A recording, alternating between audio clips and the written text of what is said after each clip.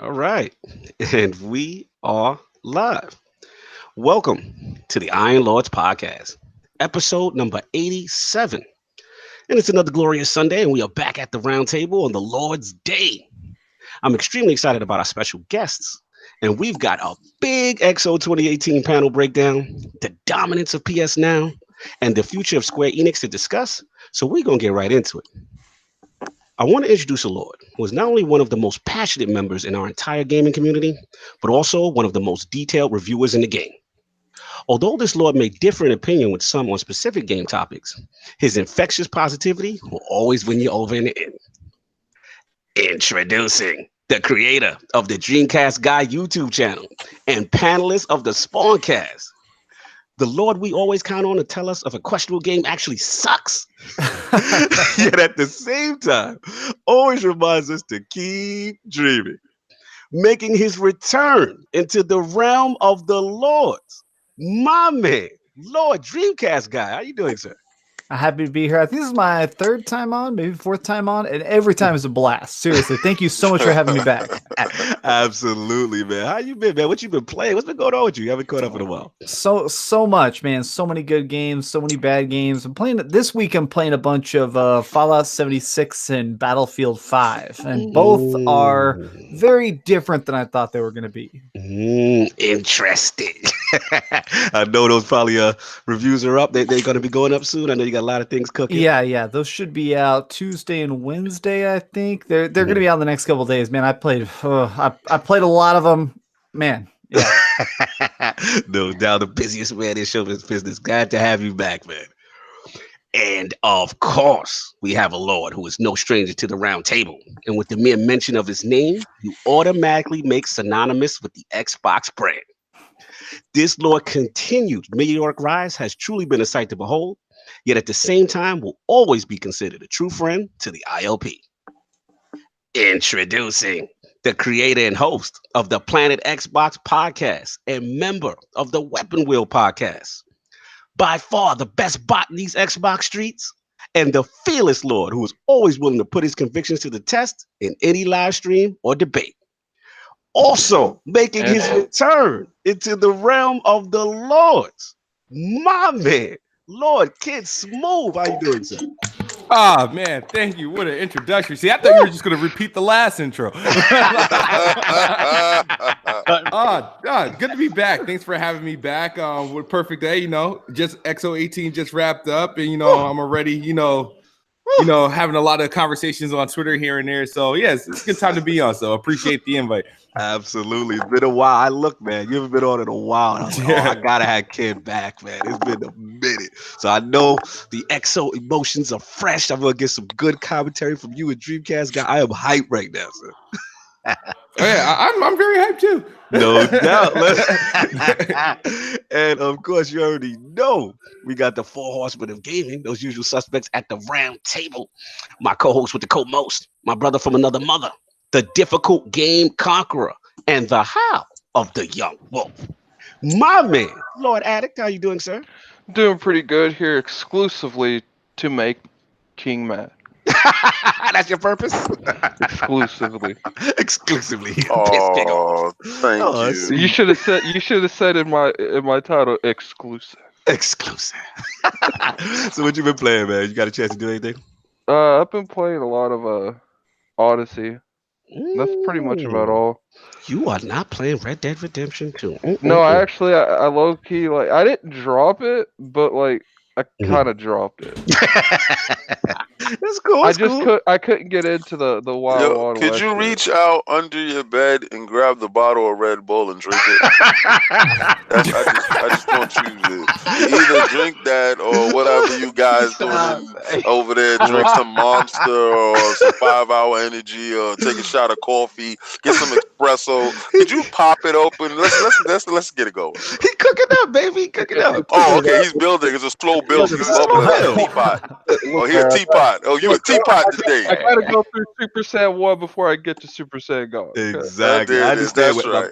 My man Attic is a process, no doubt. He's a little teapot short. I'm done.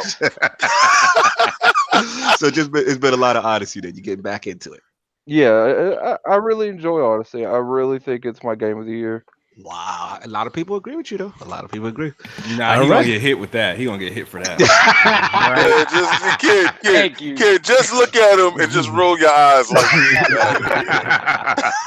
And of course, we have our most technical gaming lord, the solo gamer who lives for the single player selfish experience, and also Sostradamus, Mr. Offline Profile Illuminati and Lord Patreon of the Iron Bank, my man, Lord Sovereign. How you doing, sir? I'm doing great. I need to stop playing Red Dead, but I'm doing good. Yo, what's up with everybody's energy level? Dude. He said, "Yo, Sovereign, how you doing?" He said, "Oh, it's okay." Everybody had a rough night. That's what it sounds Oh like. my God, too much MMA, too much Red Dead. Mhm. So yeah, that's what I've been playing. Red Dead. Red Dead recap for the week. So I've been a very bad boy. Oh my gosh. Hey, yeah. Sorry, dog just busted in. 1 sec. Sorry. No Oh, worries, wow. man. Handle that dog, Dreamcast guy. Go. Go. Go get him. He ran in the room. Said, "Yo, you doing a podcast? What's up?" You talking that Red Dead? Hold up, He man. said, "Who that talking about that Red Dead? What's up, He's man?" like, Cognito, give me my introduction. Introducing the hound that never sleeps. Dreamcast guy's dog. what you saying, Yeah. so? So yeah, I've been a very bad boy, man. My honor is in the toilet right now because I found a little exploit for making money kind of quick. There's a dude Uh-oh. who you take you Ooh. take stage coaches to, and so he's like the There's a fence. Like, he big takes thing- all there's of a big the thing going about that on YouTube right now. Oh, yeah. It's what's worse, using a glitch for money or using auto assist. No, it's not a glitch though. It's just me murdering everybody in sight. That's what it is. That's why my honor's in the toilet.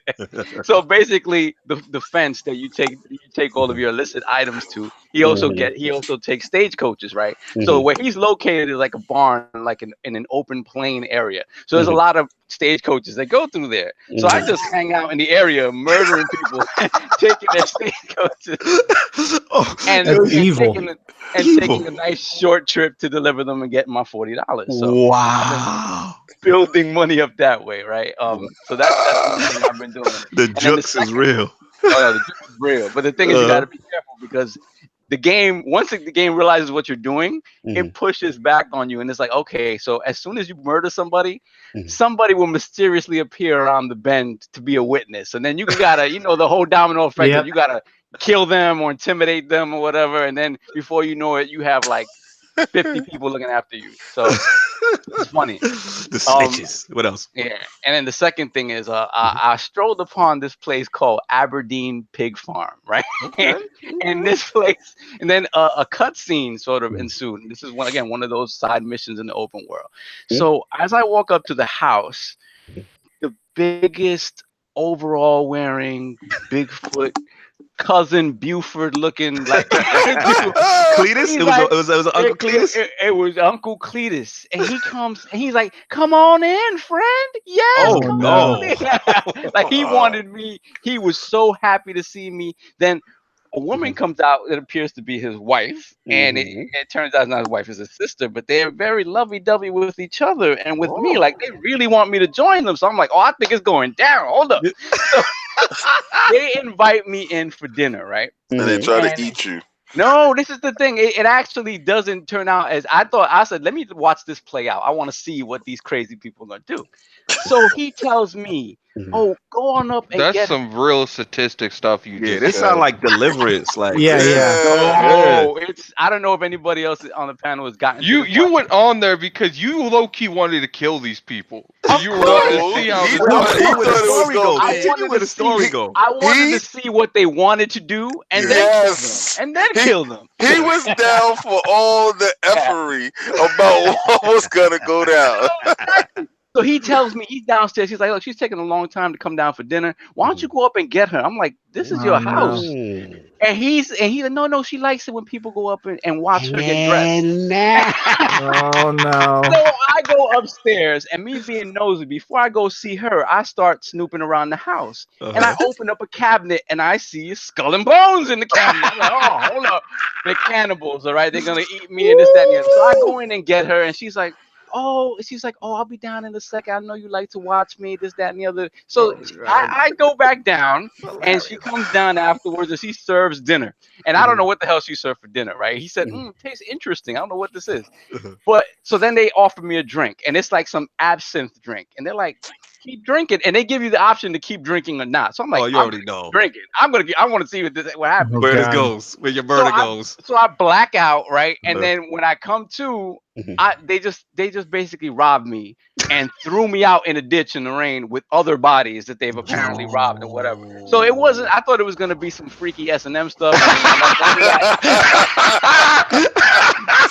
told you, addict. What did I tell you? He was down for all that smoke. All of that. You know what would be funny?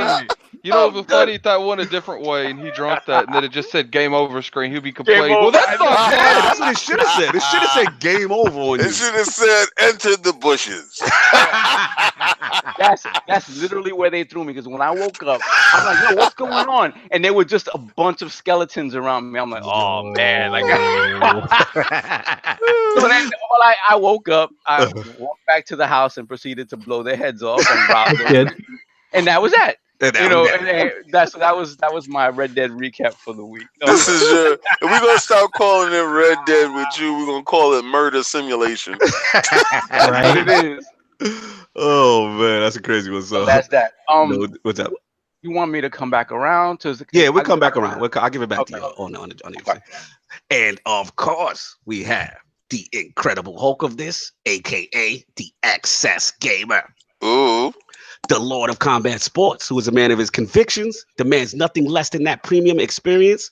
It is the leader of the Fraud Alert movement. Ooh. Beloved Lord King, how you doing, sir? I'm after you, dude. God of War is God of DLC. Are we about to encourage God of War slander on the I'm podcast? Is that what's about to happen right now? slandering. I'm going to slander the hell out of that game. I'm going to take that game. I'm going to put my meat hooks inside of it and drag it on the street. I'm telling you.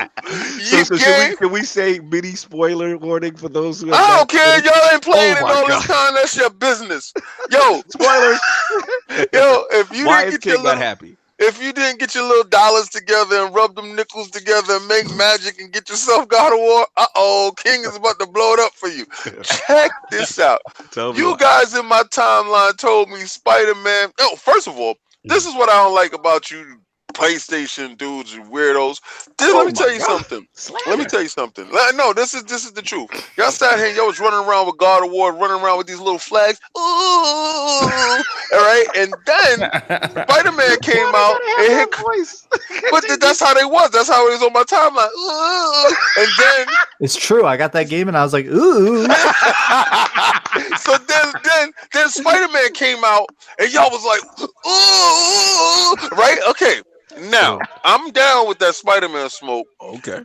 The Spider-Man, see what, and I know you're gonna say you're King, but you biased, man. You really was never about that God of War. No, I wasn't. But I said I'm gonna give it a chance, right? I brought it first, and it was putting me to sleep when I was playing it. I said, man, they looked at Gears of War and they said, we're gonna copy the same exact formula of going inside a room, block it off, clear off that room, and move to the next room. Okay. I said, this is not my thing. But then later on in the game, I got to give it credit. It made it better. It introduced something to the game that made the game more exciting and fun for me. Right, because I remember your text. You were texting me during the week. You were like, "Yo, your clock is heating up. I'm starting to get into it." I'm like, "Okay." Right. My problem is with Calvin and the script. I think the budget over exceeded actual, bosses. Okay. Because You fight that mysterious dude first. In the beginning, he's a mysterious dude. The second time you fight him, he's not mysterious because you know who he is. The last time you fight him, he's really not mysterious because you know who he is and you know his storyline, you know his life. All right? So you done fought this guy 3 times. You done fought the ogre in 500 different colors. You Yo, done that's addict problem. Addict, wait, I gotta get addict. That was my problem. That was my problem. Wait, hold on. I gotta defend addict. People dragged addict for weeks. When he was playing and he was doing his live impressions, he was like, "Look, the game is great, but what's up with these trolls? I got a different flavor troll." Yeah. The worst one is I remember they're like, you gotta go to hell and get this orb, man. Like that's the only way you could save him. You gotta go to hell and get this orb. And I'm, all right, we're about to have some crazy fight. Get there, it's a purple troll.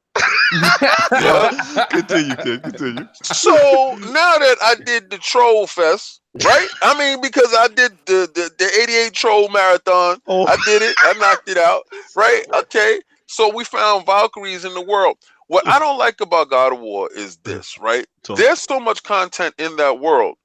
The end game to them, this is what they said, right? The end game is 2 worlds that you can't get to. There's other worlds that you really can't get to, right? But it's 2 worlds that you can't get to. But you can only. One of my issues too is I felt like they shouldn't put stuff in a game you literally can't get to. Thank you. You sat there breaking your head trying to figure out how can I get to Asgard, but it's right here on the board. Oh, you know why? They said you have to buy God of War 2. Exactly. We didn't have enough room on the disc. So what we're gonna do is show you something that you can never attain. Like, you know, in Spider-Man, if you see the bridge, you can get to the bridge. How about that? I'm gonna go over there. The game is set up as a giant DLC. At the end game, you go into this world and you form this mist dust by going into this ever-changing world. It's like a maze, but it's never the same. It's randomly generated, right? And this is what they're trying to say, how to keep you coming back to get different gear. Right. Story is dead. There's nothing else for you to do but keep going to these randomly generated mazes, which are boring as hell, fighting the same enemies with nothing else really to do. Or you could go to the little fireplace and have endless enemies attack you. The end game, he's not lying. The end game is kind of bad. Like, it's terrible. Now let's get to the only fun thing about the end game. Let's get to the last part of the story because I just dragged this a little bit too long. Let's go. Let's continue your slander. Let's get to the end. This whole game was about me taking the ashes of my wife back to home and scatter it. Let's go. I struggled and I built up and I thought I was going to get these epic fights with these gods. That's God of War, right? True. He is the God of War, right? He fought one god. He went to war with one god the whole damn game. And the 2 gods that they tease throughout the whole game, you don't see unless you by chance decide to go back to your cabin in the back. So I got to the mountain, I spread the ashes, I was like, yeah, it's about to be on, the fight of the century, I am here. The credits start rolling. I said, Bushes is calling this damn game. I said, did this damn game just do that to me? This is my $60 here. This is my $60. I said, okay. Because coming from Spider-Man, where there's a real ending, real middle, real bosses, real everything, I'm shortchanged here, brother. Cognito said, yo, you gotta go to the cabin. You gotta go to the cabin. Yeah. Oh, I said, yo, I could not wait to get back to the cabin. I said, there's a fight in there. All right, you go inside the cabin and you walk in. Boy, lay down. Let's have some sleep. Okay. They lay down and they put separate beds, not together. They lay down in separate beds, right? It says a cutscene pops up and says, few years later. They get up with the same exact clothes, the same age. Lightning is going on outside. You go outside. You said, yes, I'm going to fight Thor, because you know it's Thor. He stands there. He pulls back his cape. You see the hammer. And I said they wake up from their dream because it was a dream sequence. And it said, Father, I just had a dream Thor came here to kick our butts. It's like, yeah. He said, I don't know if it was the future or if it was the past, but it seemed real to me. I said, yeah, it was really messed up that they teased you and you didn't get a chance to get a real good ending. The game cannot be game of the year. It's a very good game, but it's in the bushes and Spider-Man stomps his stomach out. God. Man, All right, so much. two things. The chat is going crazy. Bring On Me said, wow, I never heard someone complain about this about God of War. Of course, he's an Xbox person. What could you expect from someone from the Xbox? Do you make any sense? I just told you I played 2 of your greatest games and I got it. He made several great points, right? He made the points that everybody's afraid to make about God of War. And I thought both God of War and Spider-Man were great games, but their flaws were severely overlooked. Like, I think they're both better than Red Dead. If any other game, right, had the same flaws as Spider-Man and God of War, they will be highlights for shit people to talk about.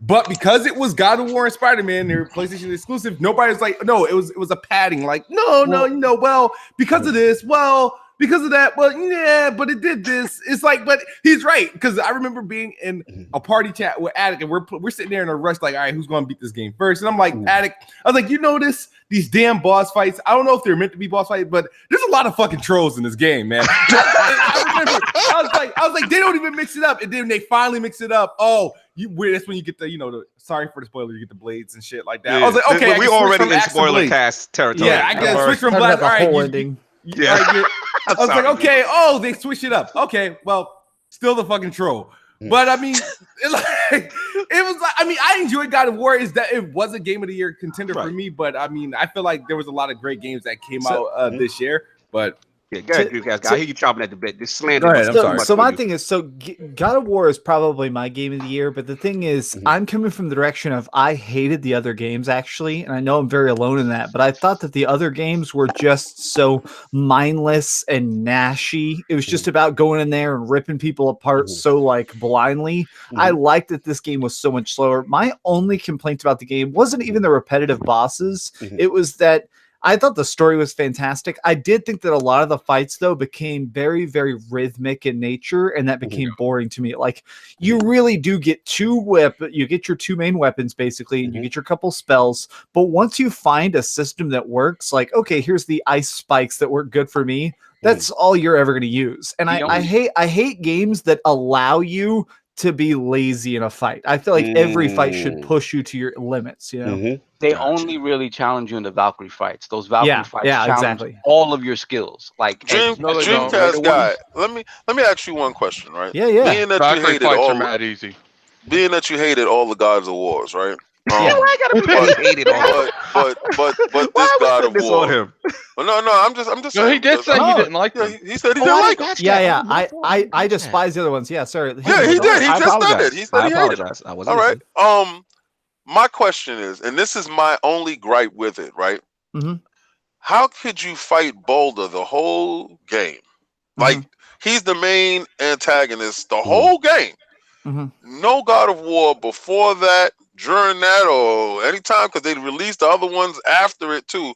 No God of War has ever let you just fight one god and call it a day. I mean, you fought Thor's 2 children.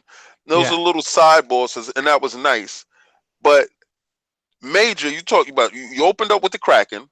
You fought Hades, you fought Poseidon, you fought Zeus, you fought Hercules. You did all these things in these previous Gods of War games. You fought Valkyries and stuff like that, winged demons and stuff. The diversity in those games were overbearing to the part that this feels mundane and lazy to just have you fight a guy that maybe some people who don't know Asgardian lore don't know who Boulder is. I agree with you. Go ahead. I liked that though, because it felt like it finally managed to slow things down. The same way that the way Red Dead really pulls you in is just by giving you the entire outback and you just kind of get free to explore. This feels like I enjoyed this God of War so much more because there was one bad guy, because there was only a couple trolls, because I had more chances to actually talk to my weird, creepy son whose face glitched out. Like, I had more opportunities. Like I had more chances to really absorb what the world is, you know? All right, let me jump in, Attic. I know you chopping. Well, the only thing I didn't have an issue with fighting Boulder. I felt like that was a good way to start the series because if you remember correctly, in the first God of War, you only really fought Ares. But my issue was definitely the trolls. I felt like the ending was a problem too. They should have had us fight Thor, and then maybe Odin just like shows up and makes Thor leave, and it was like, well, this isn't over, and then the game ends. Yeah. Like at least it would like they could have let Odin just push his shit in, like just beat the hell out of him. Like, you know what I'm saying? Like it do something like that. Let like some kind of like remember in God of War 2 how like you're all powerful, and then Zeus just shows up and shows you what's up. Yeah. Boom, and knocks you back. They could have done that. Okay. And then the game ends where it's a good conclusion. You know there's people stronger than you, and you got to come back stronger. Like, Yeah. Fair enough. Got your cast. So I watched a bunch of developer interviews with the director because I'm so interested in this game, like its development cycle and stuff. And something that Corey Balrog said is the fact that originally they were going to have this game be like 60 hours. They were going to have it where you went through, you killed these gods, and then you also took on Thor, and then you ended with Odin. And they were working on all that. I'm glad they didn't do that.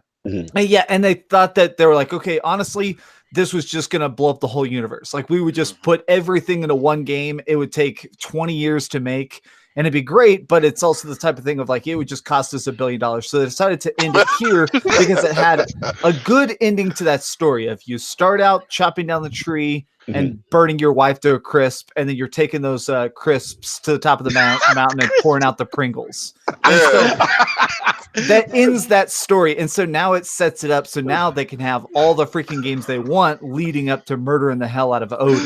Yo, Kratos said he's having a panic attack over here. He's like, it's a travesty. Ludicrous what you guys are saying. Oh my God. JayDub, man, happy to see you in here, my man. Don't feel bad, JayDub. We're about to get to XO here really soon.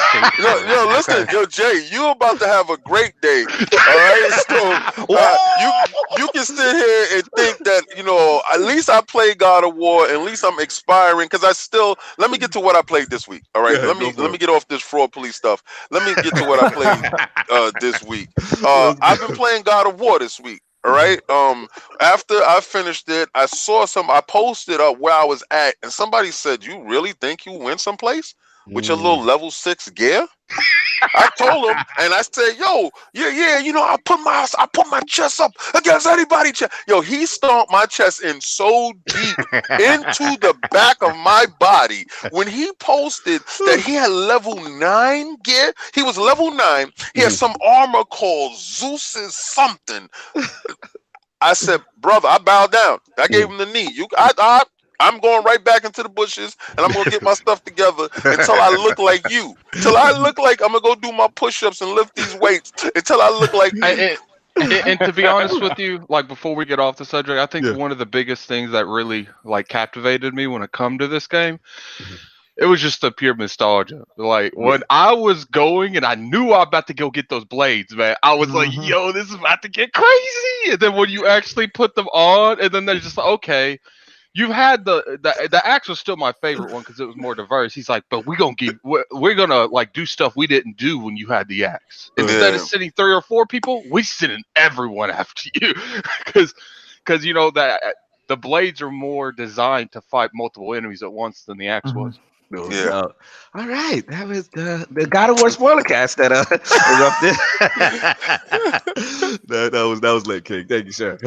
And of course, we have the Shinobi Lord Cognito. Oh my Lord, that was. We're just not finishing. We didn't get to you yet. We didn't get to me. I'm just sitting there, just got my popcorn. This is entertaining, spreading that realness in the realm of the ILP.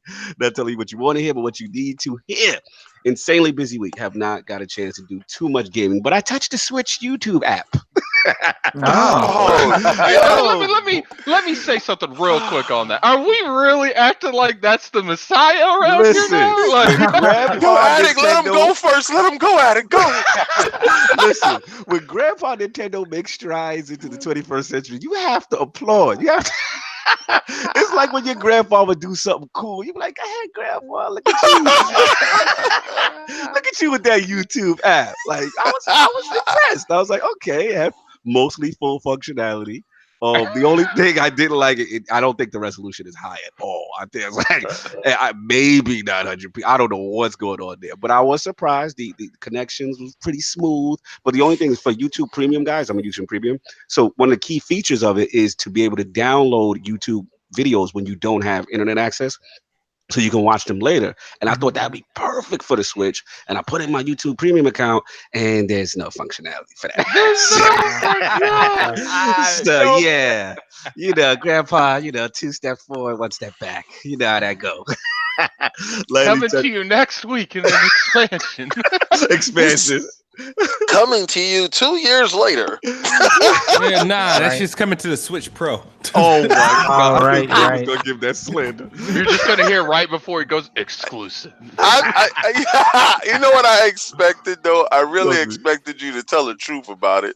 But I know that I'm not gonna get truth from you guys when it comes to this little Switch thingy thing. I'm happy it exists. That's all I'm saying.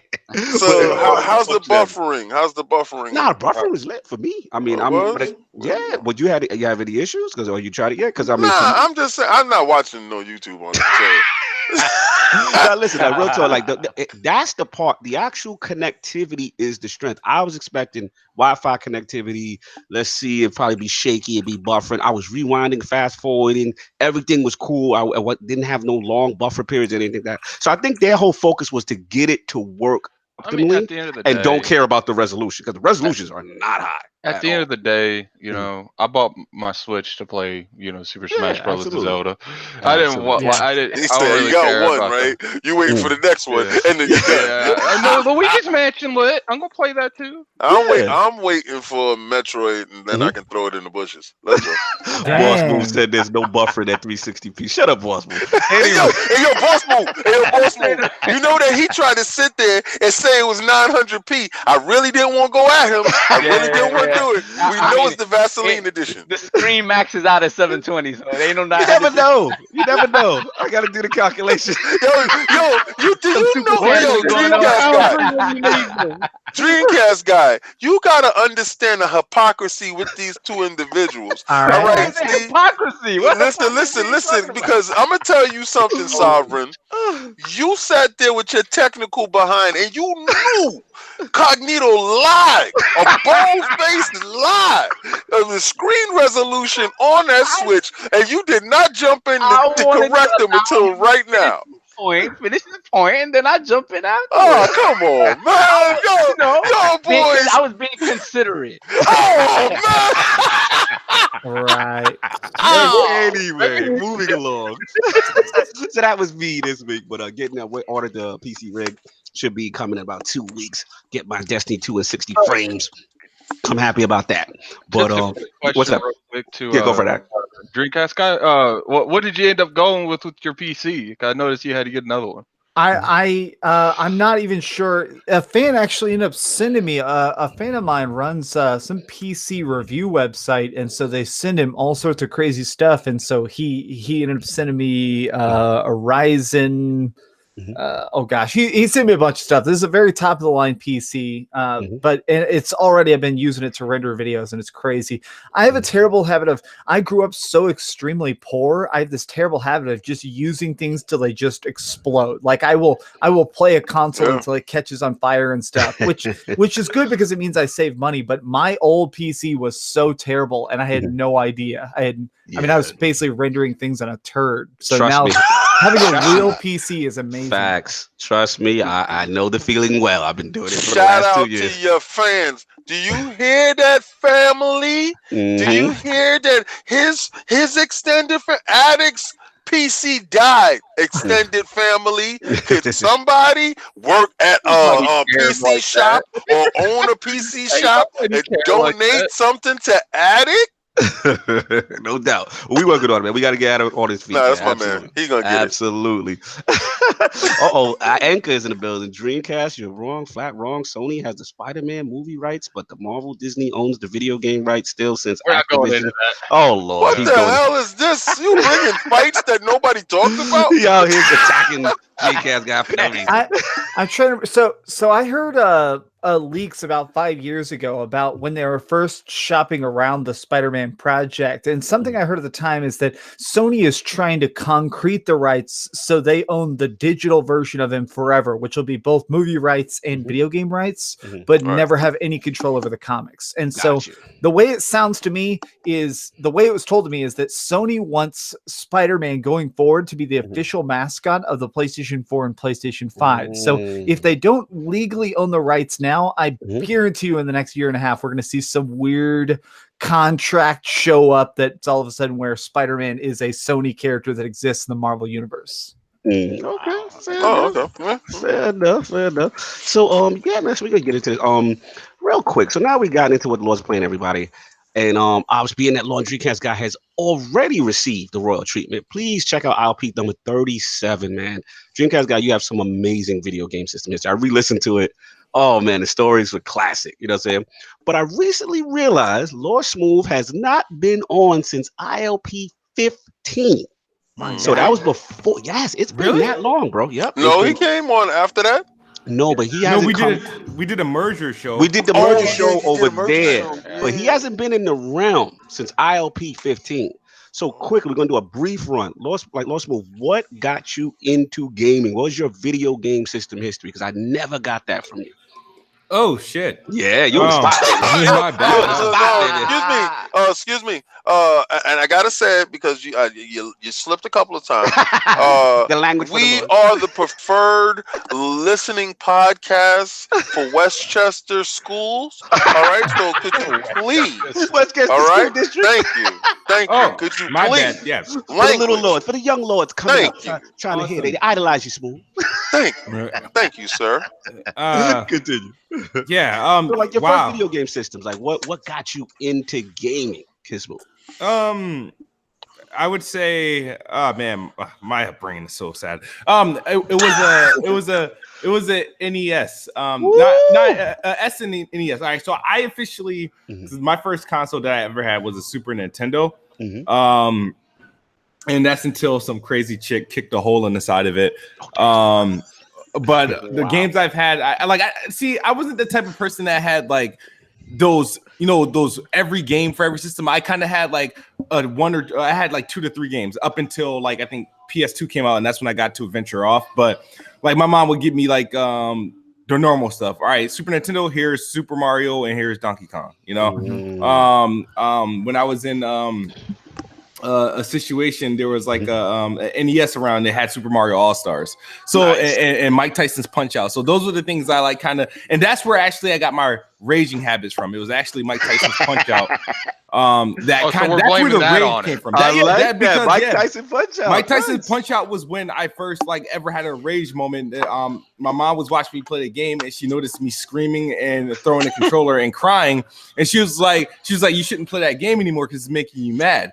And the thing is, that would go back ever. Yeah, I never took the advice because I wanted to overcome it. And I think when I finally played it, I was so happy. But when I finally played it, the NES, because the NES didn't belong to me. It belonged I think to I've heard program. your girl actually say that to you a couple of times. Yeah. Why are you playing it for those sets? The NES didn't even belong to me at the time. But when I beat it, right, the next day, when I went to go turn it on, the thing didn't turn on anymore. I tried blowing the disc, blowing the console, nothing.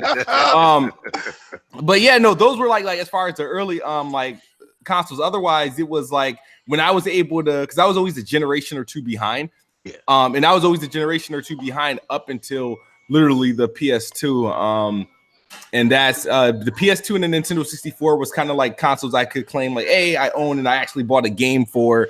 And so PlayStation 2 was probably like the console that like where I took gaming serious. It wasn't just something I did after school. It was like I started to take it serious. And then 360, I was in a new world because I literally thought 360 was the MySpace for gaming.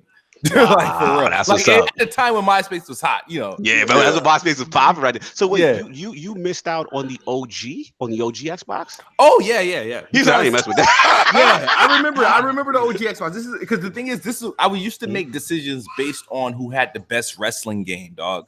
Like so.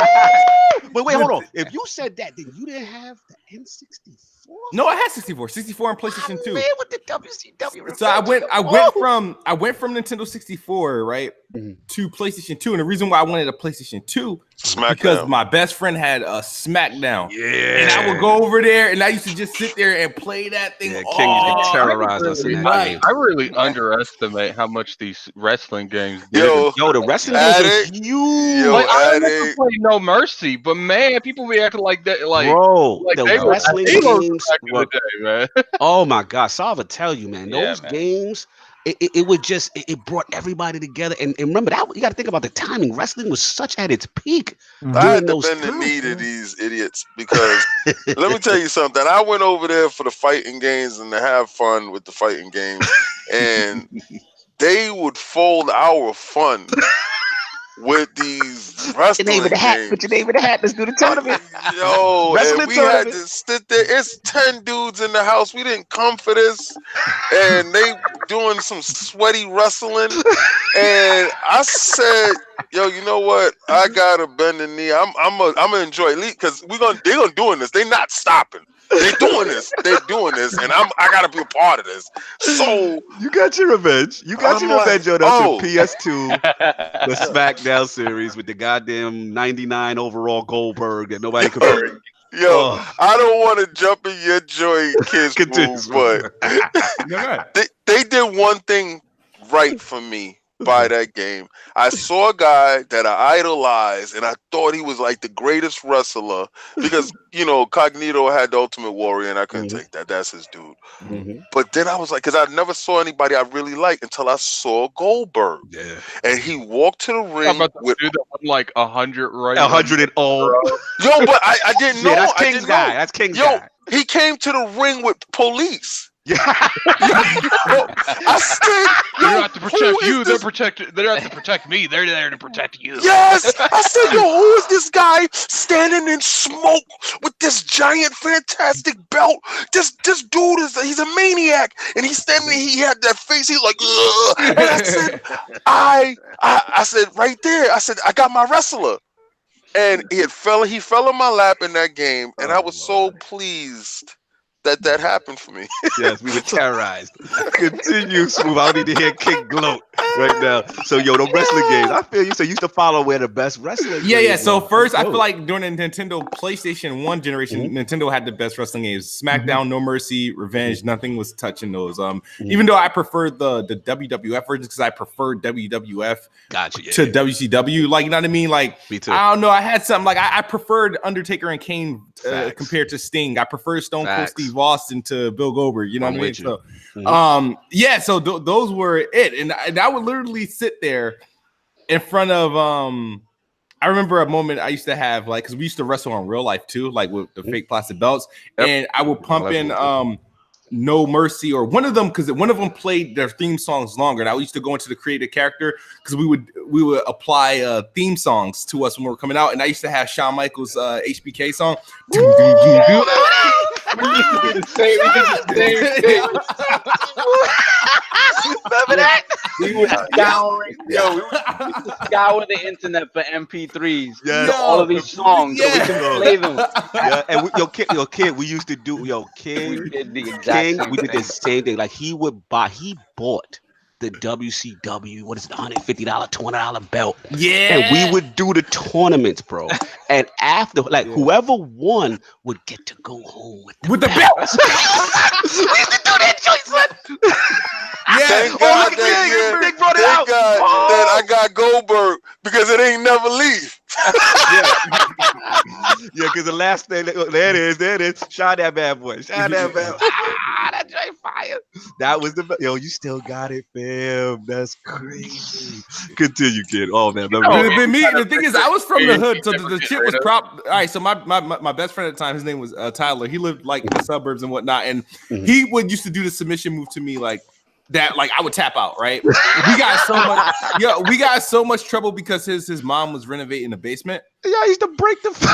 Yeah, so what we used to do, we used to go up and do ladder matches. We would take like the ceiling, you know, the shit, like the ceiling squares. Real life ladder match. Yeah, we used to take the ceiling squares, and I'm sure it's King if he redid his like living room, like you know the ceiling squares. Like I used to take that, and they were soft, right? So we used to smack it across each other's head, and when we did that, I remember how I know what we were just taking shit too far because one day his mom came downstairs and she looked at the ceiling and the roof was fucking missing. And she looked at the floor, she was like, "What the hell y'all do?"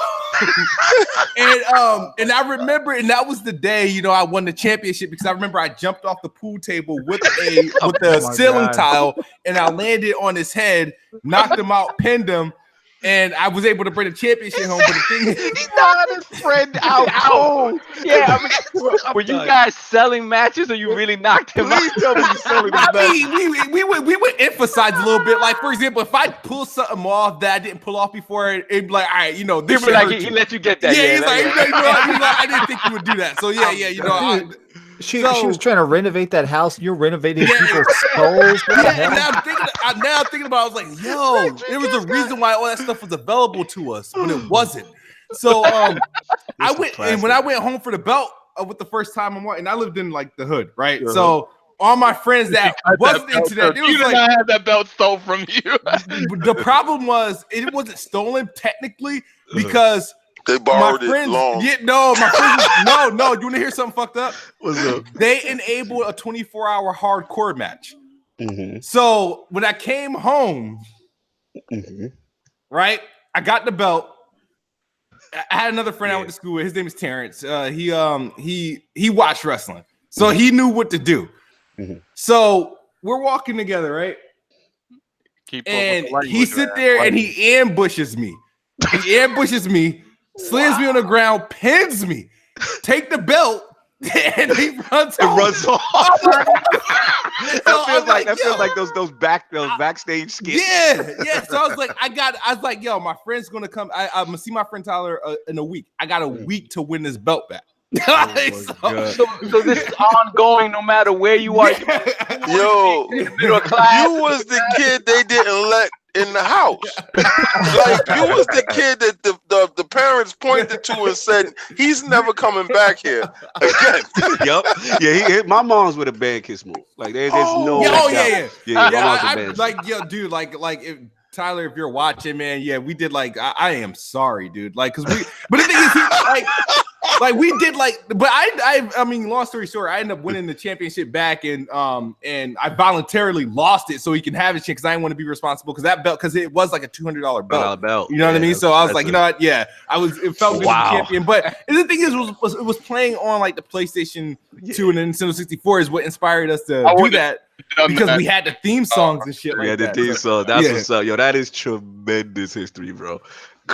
You may have topped it. Like this, I don't think he really was doing ladders and tears matches. I don't think I think he's undefeated. So we got to speed forward, but I got to ask you the question that I ask all the guests. Yeah. Top 5 games or franchises of all time. Of all time? This is freaking hard. All right. Come on. All right. Bro. Franchises. Okay. Mm-hmm. Damn, this shit is hard. Listen, I'm gonna give you this because even if you forget something, when we bring you back, like I'm gonna ask Dreamcastguy next. Mm-hmm. You have a chance to revise it if you forgot something because you're coming back. So on the spot, what you got? All right, 5 franchises of all time. Yes. Okay, let's go. I would say, dang, I gotta do this because I gotta go what's based on me and how I jumped into games. This is your personal thing that influenced you as a gamer. All right. War Smooth said, "Go ahead and say Sea of Thieves." No.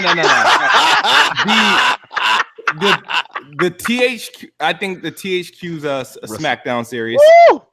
Okay. Come on. Oh man, I gotta respect it.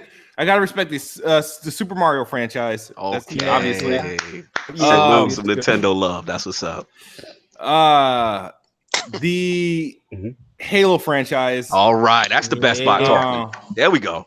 I have to, out of respect, I have to throw the Go Gears of War in there because that, that changed people's lives. He can't help but say Gears. That's like, and then the other franchise, man, there's so much that's going to be unfair, man. It's so unfair. It's a tough one. There's but I got to do it of what really got me and that had impactful. I want to say the Ratchet and Clanks, but I really want to say the NBA Street franchise. I have that like tough. That's tough. I can see both of them how they have. Yeah, like it was this 4-year period from like 2001 to 2004 where when the NBA Street came out, like it did wonders for me. You was running on the street courts, just stealing people basketballs too. You was out there officially challenging people. See, wrestling I could do. Now I could play basketball, but I'm not good in basketball to be still winning anything from it. So what's the last one? What's the last one? You got to make the tough choice. Gun to your head, man. I'm gonna say, man. Your personal. Forget what anybody else think. This is your personal list. The game that influenced you the most. All right, I said the SmackDown series, the Super Mario series, Halo, and the Gears, right? And the Gears. All right. The last one would be. Dang, man. Yeah, that's weird. Like intro, like. I'm gonna the chat is saying Sea of Thieves on you, so you no. quick. It can't be a friends in one game, dude. No, it's not that. Come on, I'm gonna say Bloodborne touched you, man. Come on, that's recent. I'm gonna say, you know what? I'm gonna give it to Ratchet and Clank. All right, no doubt. That's a strong one. That's a strong one.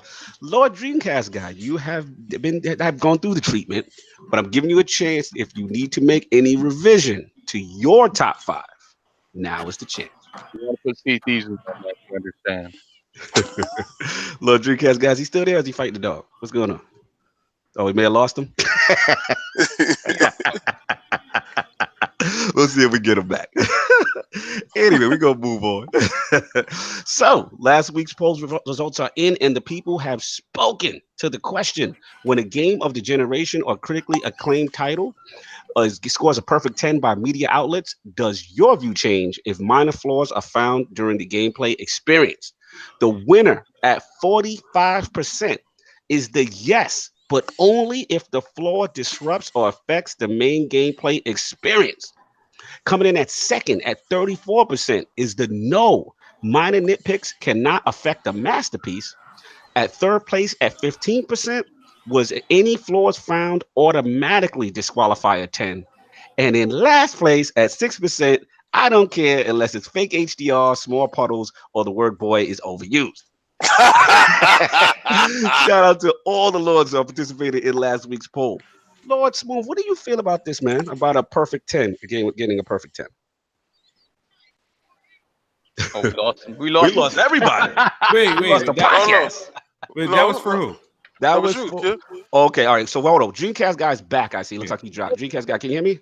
My internet keeps randomly crashing every like hour or so. I'm sorry about that. Okay. Well, two questions I wanted to ask you real quick. I'm glad you came back. One was we did Kidsmoove's top 5. This is your opportunity if you need to revise your top 5, and then I want to ask you about the poll. So your top 5 gaming franchise of all time.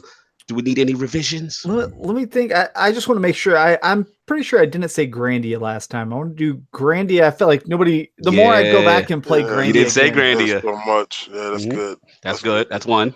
Let's see. So my 5, just off the top of my head, 5 franchises. I'd say Grandia, Legend of Zelda, right? Final Fantasy for sure, because Final Fantasy was a massive inspiration of my life. Facts. I'd say Resident Evil because I think it basically brought horror to mainstream in a way that no other game had. Like there was technically survival horror before it, and there was definitely survival horror after it, but that was such a landmark game series. And what for my 5th? Which for my 5th? Let me think. I'm gonna do Diablo because Diablo. Okay, perfect timing too. And then in reference to the poll question we just had, in reference to a game scoring a perfect 10, looks like the Lords of the Realm voted. The unanimous was the 45% was that they said only if the flaw in a game disrupts the effect or affects the main gameplay experience, that's when their view of a perfect 10 changes. What is your view when a game scores a 10 and if a minor flaw is found? Does that take that away from being a masterpiece for you, or is it still a masterpiece for you? My thing is only if the flaw undercuts something about the entire experience, even if it's a small way. So I gave, when I reviewed Spider-Man, I gave it a 9.5 out of 10 because I thought the entire plot was cool. I thought that the combat was great. The city was giant. The collectibles were fun, but the game was just too easy. And so at the end, I couldn't give it a perfect score simply because a game that doesn't require you to think about the talent tree but has a talent tree does feel like a tiny bit of a I waste. beat the game without upgrading like at all. Yeah, exactly. And that shouldn't be possible. But that's the thing. Other than that, it's a perfect game. All right, Lord Kidsmoove. What do you think about the perfect 10? I mean, I feel like this is why the scoring system is flawed because like a perfect 10, like, can it have flaws? Yes, it can. Now is it the thing is that because here's the thing, I feel like there's games that were like really good, like that did things masterful, right? But there was a certain thing that they didn't do that great. Like, for example, if a game is really good, like say the gameplay, I enjoy playing the gameplay loop and the gameplay itself. Let's say if it's repetitive, right? Right. But the story's dope, but I enjoyed the gameplay loop, right? Is it bad because the gameplay loop is repetitive, but even though I'm enjoying the hell out of it? You get it? Like, or let's say a game has a very good gameplay, right? But the story is average. It's not bad, but it's no Hollywood. It's just something that complements the game you're playing. Now, does that make it really bad? Is like, should you not enjoy playing the game because it's not this story? Like, that's why I start to look at, I'm like, well, what validates these reviews? What validates a perfect score? Man, I mean, honestly, at that point, it's really down to the individual playing the game. Like I can understand why, for example, a Spider-Man could be a 10 out of 10 to somebody else, and I don't know, a 7 out of 10 to the next person. Maybe they don't like the gameplay loop, but I always look at games that are rated a perfect 10 with a side eye, because you like me, I do the side eye. I feel you said. I hear exactly what you said. No, did great points. I the fans have spoken, but I definitely want to get you two's perspective on it. So let's get into the meat and potatoes here of what we are here for. Oh, Soft, you want to jump in? Yeah, let me do something real quick. So last week, this is Patreon related.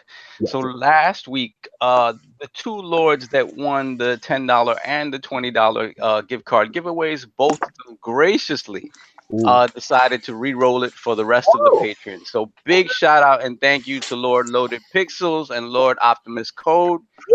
Thank you guys. I'm sure the rest of the patrons appreciate it as well. So we're just gonna re-roll that real quick right now. Let's get out some prizes, man. All right, let's get out some prizes. Okay, so the $10 gift card goes to Lord Michael Lugo. Oh my Lord. Yo, y'all better sign up for this Patreon because Punch and these guys are winning every week. Yep.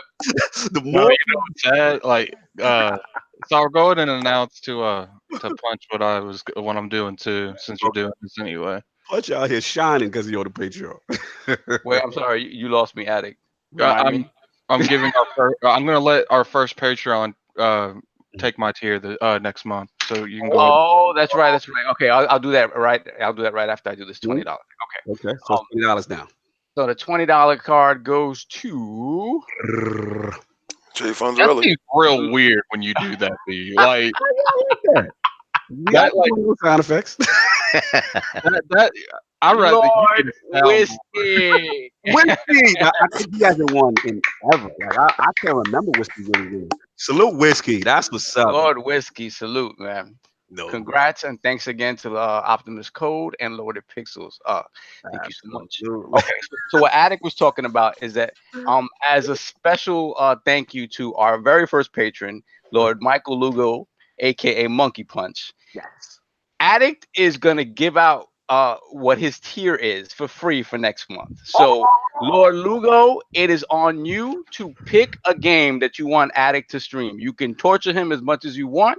And so select wisely, but pick a game You only and get Addict one, to man. that. You only get one. I mean, Angry Addict on stream is fun. Yeah, it is very fun. It is very fun. So Lord Lugo, apart from the $10 gift code, You'll never have get me to give up free my reign. tier. No, Never. 'cause your tier has permanence to it. You can't do Yeah, that. that's not giving up my tier. You better make it there.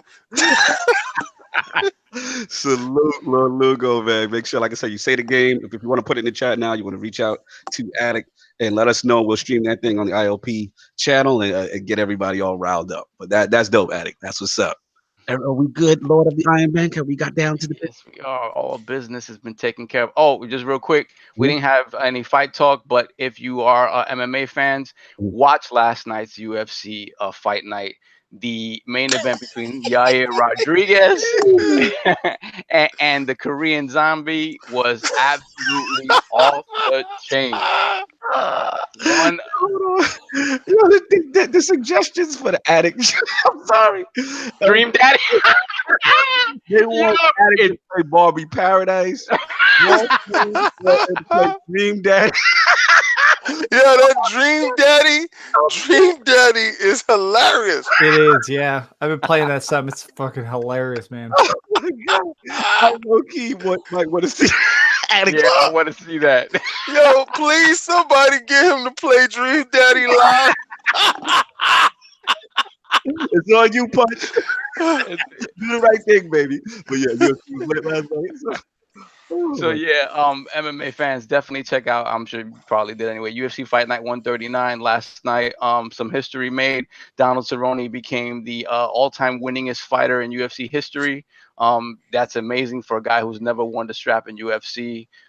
This dude he's just a beast. Like he's just a beast. And then the main event for me went down as one of the, kind of an all-time great. Yes. Yair Rodriguez versus Chang Sung Jung, aka the Korean Zombie. It was interesting to see how Yair Rodriguez would come back after getting smoked by Frankie Edgar, and he actually replaced Edgar in this fight. The ending is one of the greatest endings I've seen in a fight ever. He knocked out the Korean Zombie with 1 second left in the fight, and Korean Zombie was winning that fight. You need to watch it. Yo, the fact that he's out here calling him the Korean Zombie. I think I must see this fight. Right? I'm picturing a dude walking around with his arms up in front of him in a fight. You know why they call him that? They call him that because he takes a lot of punishment and just keeps coming. Like he just doesn't stop. This fight So he's like Iron Fist. Except he didn't get canceled. He did get canceled last night. Oh my God. Oh, savagery. Savagery. Let's get into these topics, y'all. We going late. So, what we are all here for, the meat and potatoes, y'all. So, XO18 Mexico City Fan Fest is upon us. There was tons of announcements, tons of news. So we got the panel here. We got Dreamcastguy in the building. We got Kidsmoove, the best bot. So we're going to talk about these impressions. And I actually want to start off with Lord Dreamcastguy because I'm curious about his perspective on the show. I know we talked pre-show. He had some raw emotions, but I wanted him to save it. Yeah. This moment. So Lord Dreamcastguy, what was your overall impressions of the show? I think the presentation was great. I think the way they set stuff up and tried to pace it out was smart. I like the fact that the fans were so happy they'd scream about anything that was said, even if it was Winnie the Pooh puzzle games. But I don't think that anything there was super crazy cool to me. The only thing there that really actually melted my brain, it was so awesome, was the Crackdown 3 footage. Like the fact that they finally came out and went, okay, here's Crackdown 3 co-op. There's a 5v5 mode. Like the fact that they're finally just really unleashing all the Crackdown 3 stuff, that was cool. Everything else about the thing, though, the fact that there was a 2-hour live stream, it was just way too much. It should have been 20 minutes, in my opinion. saying on the land. Yeah. I feel like when it comes to the people flipping out on everything, like Glorious Kev, he made up a good point. There's not a lot. I don't think there's a lot of events in Mexico, so Yeah. like they probably were just like extremely excited to be there because there's not a lot of events there. Xbox is massive. I did some research afterward. Xbox is the biggest console in Mexico. Everybody owns an Xbox. Everybody who plays games online plays Xbox. So because of it, like this was like the way the Nintendo Switch is right now in Japan, where if you go on the trains, everybody has a Switch. That's the way it is there. So when the fact that Microsoft went there for a fan event, of course, everyone's going to be like, Microsoft is here. Oh my God, look, Microsoft Jesus. And oh my God. I said Microsoft Jesus. I'm dead. I didn't realize that, Dreamcast guy. I didn't realize they had that. I didn't. That's beautiful. That's a beautiful thing. Wow, that's pretty interesting. All right, cool. So you got that. I want to get Kidsmoove in the building. I need these impressions. What stood out for you? How did you feel about the show? Yeah, I mean, if anybody watched my what to expect from XO18 that I did on October 5th, I was like 6 of 8 with everything that I expected, and so that's why I can't be mad. Now, the thing is, when watching XO18, I didn't watch to be entertained. I didn't watch for anything else other but than news and information. I wanted news. I wanted Crackdown. I wanted a release date. I wanted gameplay. Like I wanted a surety that it was coming, and I got what I wanted. You know, from Crackdown, new studios. I can't be mad. Some updates to State of K, Sea of Thieves having a new battle mode and stuff like that. I'm like, oh, okay. Some things I actually wanted from some games that that's been like quote unquote disappointing. Xbox One is getting a $100 discount for Black Friday. That's cool. Game Pass. Hold up, give you 10 seconds. Can we please point out the Major Nelson commercial? we gonna get to that. If nobody mentioned, I will mention when it get to me. But continue, kid. Yeah, the Game Pass support, the mouse and keyboard support that they're doing, the games that supporting it. There's some games that they listed that I was surprised that they did it, and they got like the Fortnite support on that. So it was like as far as a show, no, I mean I didn't really care for the show itself, but I'm not going to deny like the information that I got, the news and information. I was completely satisfied with the news and information because I got what I wanted from the show. So that's why I find it. I don't really get what like the complaints are for. Like it's like. We got news and information. If the show was whack, the show was whack. But I'm not gonna say. Are you telling me the show was trash, or the information that you're mad that they bought 2 new studios, or you're mad that this game is getting an update, or you're mad that Crackdown's not pushed back and it's pushed up? Like what? Like what is there to be mad at? I don't know.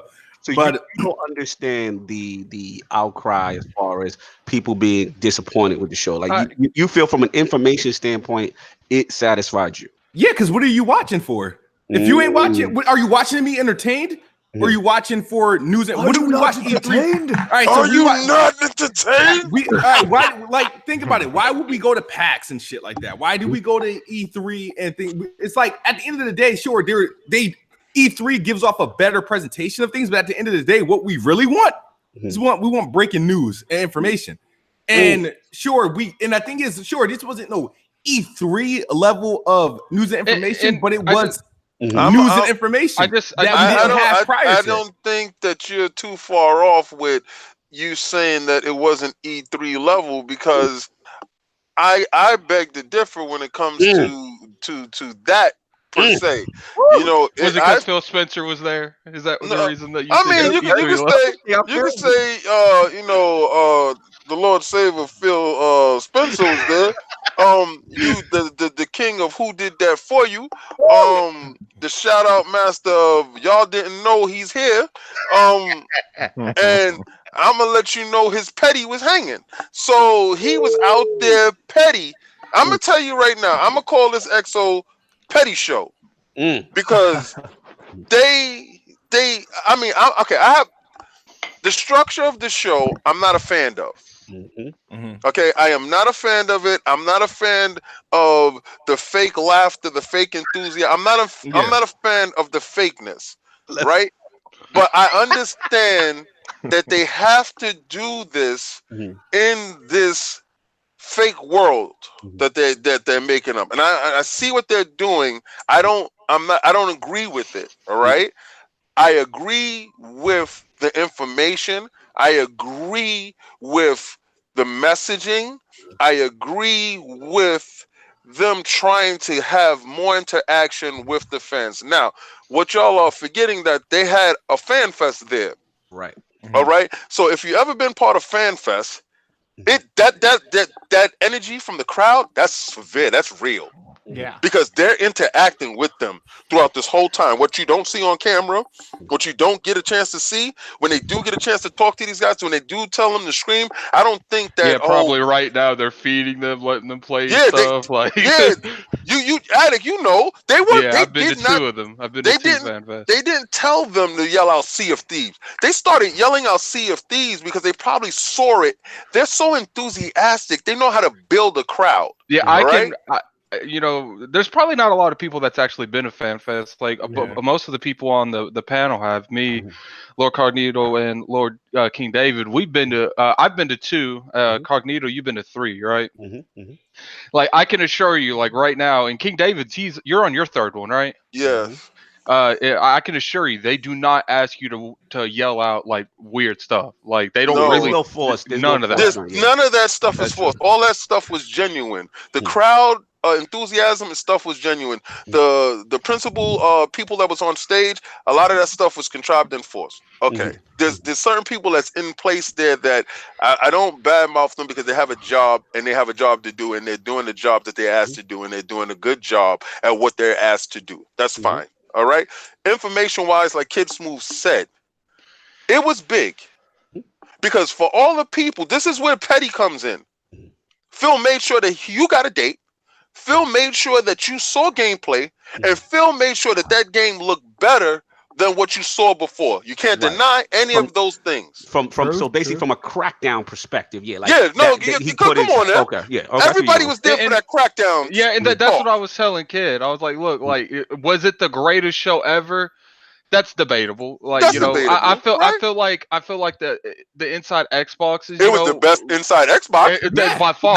But at the end of the day, like, That's not saying much. at the end of the day, like, I That's really not saying starting much. to feel like moving the like, goalposts. I'm really No, starting, exactly, Slav. I can't wait till I go. Because Yeah, I'm really starting to feel like that. It's just what it is. Like, these are not for us. Like, it's a commercial. they're No, just not. It was a Okay. commercial Mhm. to sell Game Pass. Don't get Yes. it wrong. Yes. All right. Yeah. If King, you they stole would, my point. Yes. yeah, And I it think that's smart because Game Pass is the center of everything they're doing. Did you notice that Phil said Yep. a few million is subscribed to Game Pass? Yeah. Yeah, but listen, hold on, y'all. Hold on. Before we go, we got some Kratos is royalty here. in the Yes, building. sir. Boy. We have Oh, God. we have to Boy. acknowledge his return to the realm, and this is the perfect person I wanted to get here in the realm to Glad get to his see you. opinion Glad on to see you out of XO. jail there, Kid.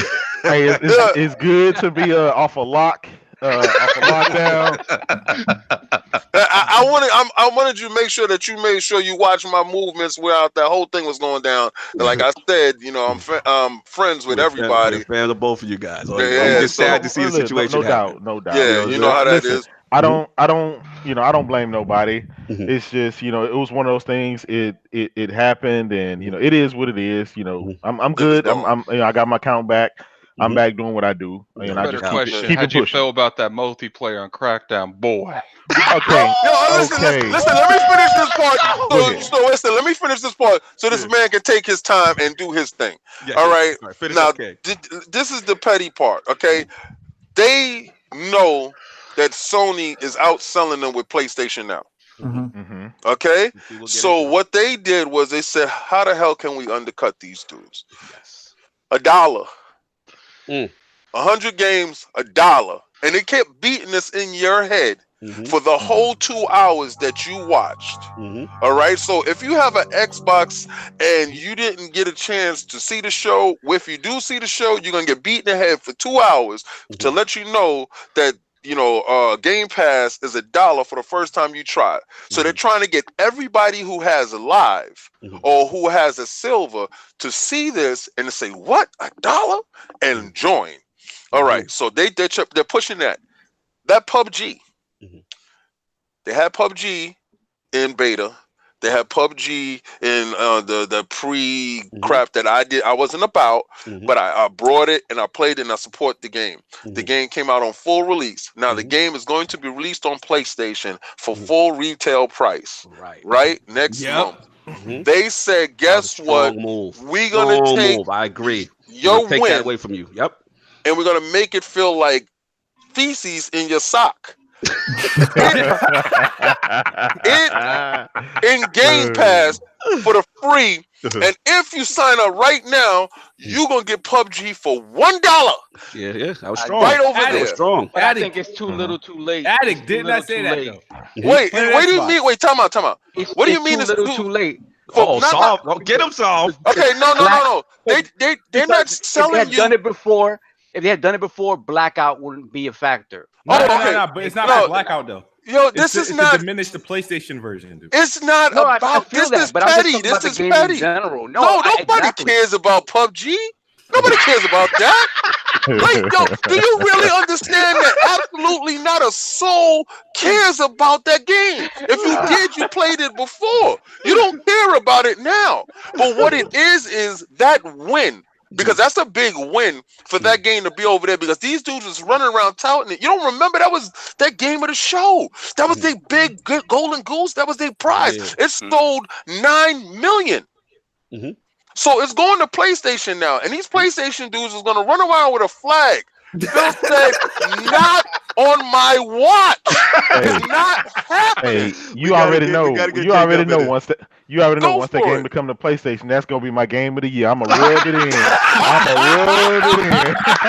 JayDub, let's go, baby. Let's go. Get it, man. Your impressions of XO. You and me were on Twitter. And obviously, I know you saw my timeline. I saw your timeline. We were going at it. It was hilarious. I need the JayDub Lord Kratos impression. Hey, and I might surprise you guys, right? Obviously, I was just throwing jabs and stuff. That's what I do. But I actually thought that the event was a good event for the Xbox fan base. Oh wow! Yeah, I'm going to tell you why, right? Let me hear this. All right. This show was just like PSX is for PlayStation fans. This was exclusively for Xbox fans. This event was not to win over PlayStation and Nintendo dudes. It was to make people, the Xbox fans, aware of Game Pass and what's coming in the future to Game Pass and where the future is going with Xbox. I think they captured that. Now, this is where it went wrong, right? It was the YouTubers and the Twitter heads that overhyped this by putting out these rumors about them buying EA and them doing this and that and all of this. We're going to get Halo Infinite gameplay, possibly Gears 5. Stuff like that really oversells. And if these guys are not ready to bring these games, then honestly, they can't compete with that. Right. You're always going to be like, oh, this was a letdown because it didn't live up to what you wanted to live up to. So again, I get where this come from. Now, here's the thing. This show was not for me. It was not tailored to me. I'm a different type of gamer, and I know how to bow down on that. I know how to say, look, well, this isn't for me, but for somebody else, if you just get into the ecosystem, then hey, man, you this is right. The price of the S is dirt cheap. You can get that. You can spend $10 to get Game Pass. You get all these games. I get who is targeted towards. Now the problem is when you take the hardcore gamer, like most of us on the panel, right? What was in that for you? Where is it in that for you? Now again, gaming is a selfish hobby. It's not about everybody else. It's about me. What can I get out of this? So I didn't get anything out of it, so therefore I'm gonna just bow down, sit down, and keep doing what I'm doing. Now, here's another problem, right? It kind of seems like Microsoft is almost pushing people towards the PC platform, whereas they got a lot of games that are coming specifically on PC. Mhm. We're already seeing the Age of Empires. We're already seeing stuff like that, and a lot of these games are coming day and date to PC. So Phil said we want you to play any and everywhere, but again, we're attached. A lot of us are old heads. We're attached to the hardware. We're attached to this console. This Mhm. gives the this particular Xbox. It gives its identity. If you don't have an identity, then what? I don't want Xbox, but that's just personally me. I don't want Xbox Right. to be a service. I don't want it to be whittled down. I want to stand outside waiting for the console, waiting to go back and forth. And I think here's the major problem, and I'll wrap up. Mhm. People, when they look at Xbox, Mhm. they are looking for that great comeback boxing story, that Rocky versus Ivan Right. Drago or That is whatever. They're correct. looking, we want Microsoft to spin the bands and go toe to toe for every game Sony drop. Mhm. Bam, here go a game to counter that. They're looking for that. Mhm. Now, here's the thing. I just don't think that that's going to come because Mm. I think I think Microsoft is looking for its own identity on where it's Mhm. going in the future. It's Mhm. going to be the services. Mhm. It's going to be the Game streaming Pass. thing, Yeah. and that's just kind of where it's going to be. So So. us that are looking forward Mhm. for this next great big console to blow the PS5 out of water, for all Mhm. these big games to counter all of the big games they have, Mhm. I think if we go in with that in mind, we're always going to be Be let down upset. because they are no Mhm. longer trying to do that. Let me Yeah, get soft. Soft. You've been chomping. Go ahead, I man. think the competition is like Kratos says. I don't think the competition is direct anymore. I think Microsoft is looking at something much more expanded. So, like, it's almost a very indirect competition now because they're not engaging head to head anymore. Because it's not in their best interest to do it, right? Especially not now that they still don't have anything ready to announce. And Mhm. B is like you said, Phil has made it clear that he is dedicated to making sure that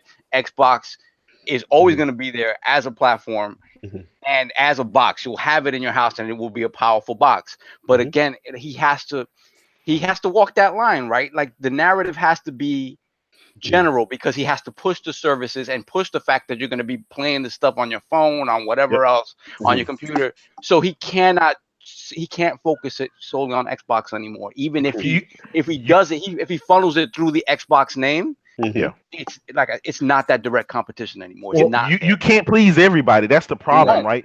You Right. can't please everybody. I know they're trying to get the 2 billion gamers. The problem with that, right? If I game came with Candy Crush on my cell phone, I'm not going to be the consumer that's going to play Halo on my cell phone and Whoa. stuff. That Hold on, I Jay. just go Hold ahead. on. I Go had to ahead. cut you, bro. Go We ahead. got some Xbox royalty that just snuck in. Uh-oh. Let's go. Is this the legendary Uh-oh. Jez Corden from the Xbox 2 and Windows Central? Is this There he? you go. Is this he? I see that avatar. Well, maybe he get his mic together. How'd he get in here? There you go. It ain't how he get in here. I'm gonna tell you, Cognito is in talks with a lot of people. Lord Jez, are you there from across the pond, sir? Not yet. His mic Not yet. is We're mute. waiting for his mic, but continue JayDub, and then we'll get Jez in. I'm sorry, bro. And then we got to get Dreamcast Yeah, we guy gotta on get it because Dreamcast. the stuff that he has to say is really important too, man. Because I really want to hear what he absolutely. has So to say. JayDub, Dreamcast Definitely. guy, and then hopefully Jez. Go ahead.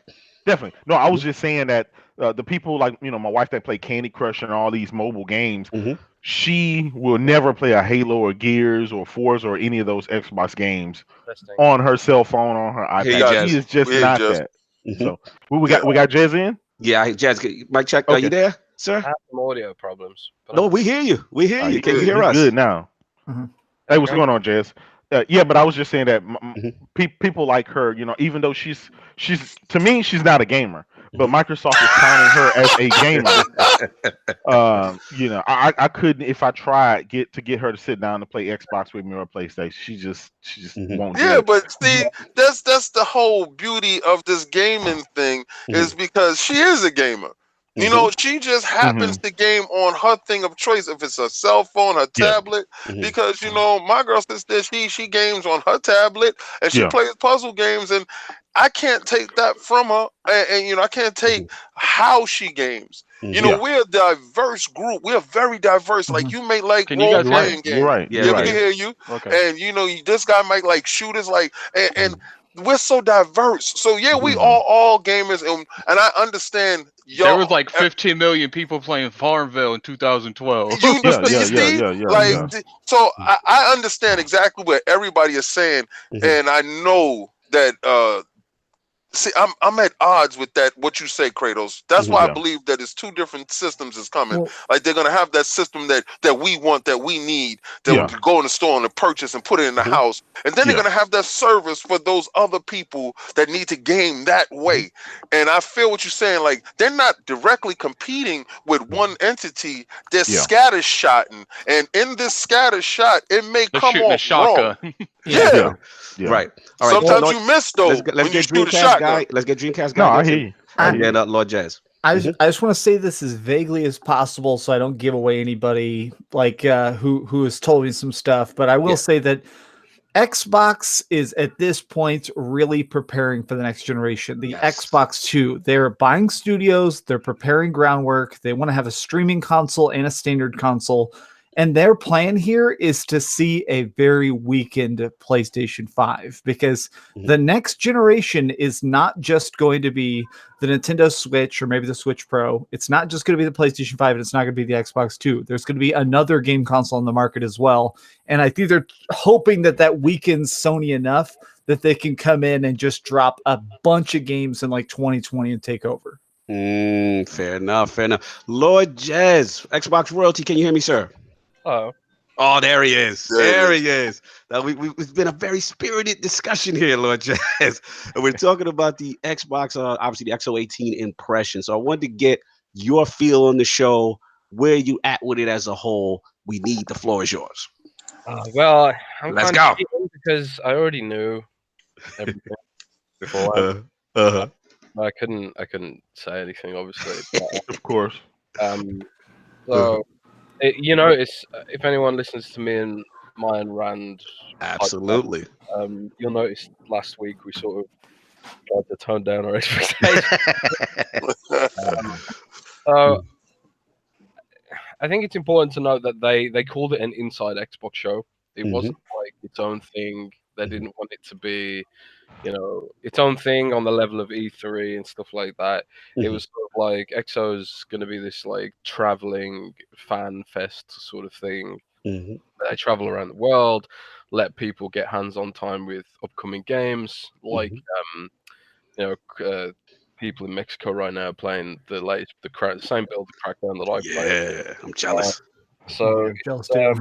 Yeah, more of a hands-on sort of thing. I guess the idea is. And I think it's important to know that they did call it Inside Xbox, not their own thing. So it was just basically an Inside Xbox show on steroids, which I think this is what me and Rand said it was going to be. Okay.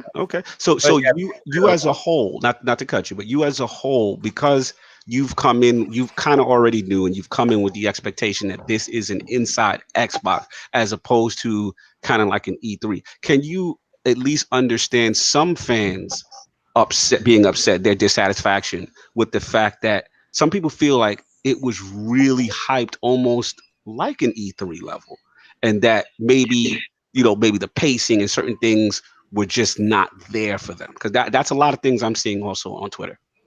Yeah, for sure. I mean, I watched it live. I didn't know how the pacing would go down and stuff like that. I just sort of the big news hits. So I was watching it with some friends last night, and when they, the Minecraft segment was probably too long. Oh my God, let's not talk. Oh, thank you. I'm glad you said that Minecraft segment. I was like, we weren't live streaming. I have it pre-recorded. I'm gonna wait for stuff to calm down, then I'm gonna post it. But I almost ended it. Like I almost ended it for that. Like I was like, this is. And when at the beginning, I was like, okay, this ain't bad. Then they did the cats and panda thing, and I'm like, yeah, this is done.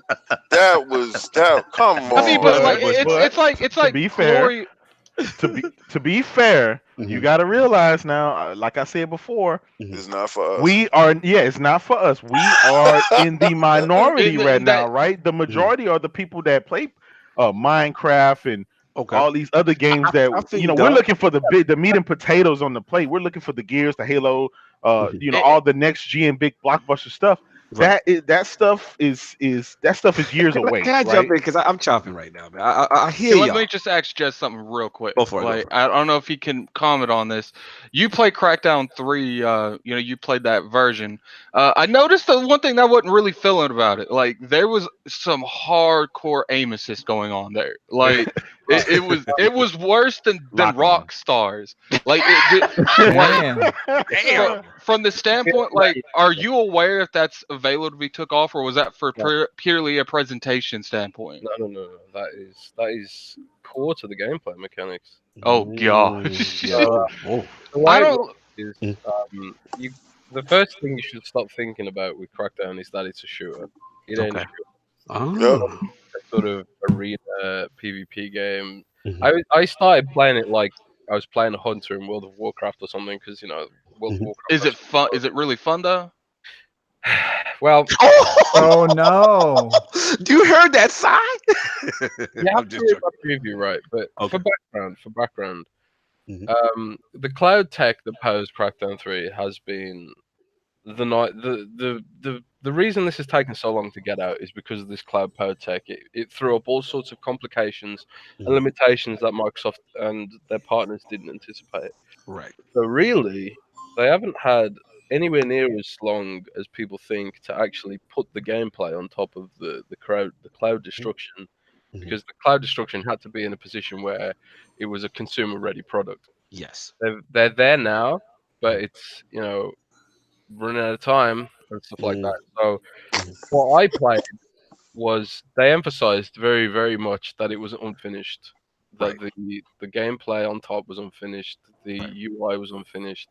Mhm. There was bits of UI that didn't work properly, Mhm. and obviously like they had like plans for monetization, but those have been removed now. Mm.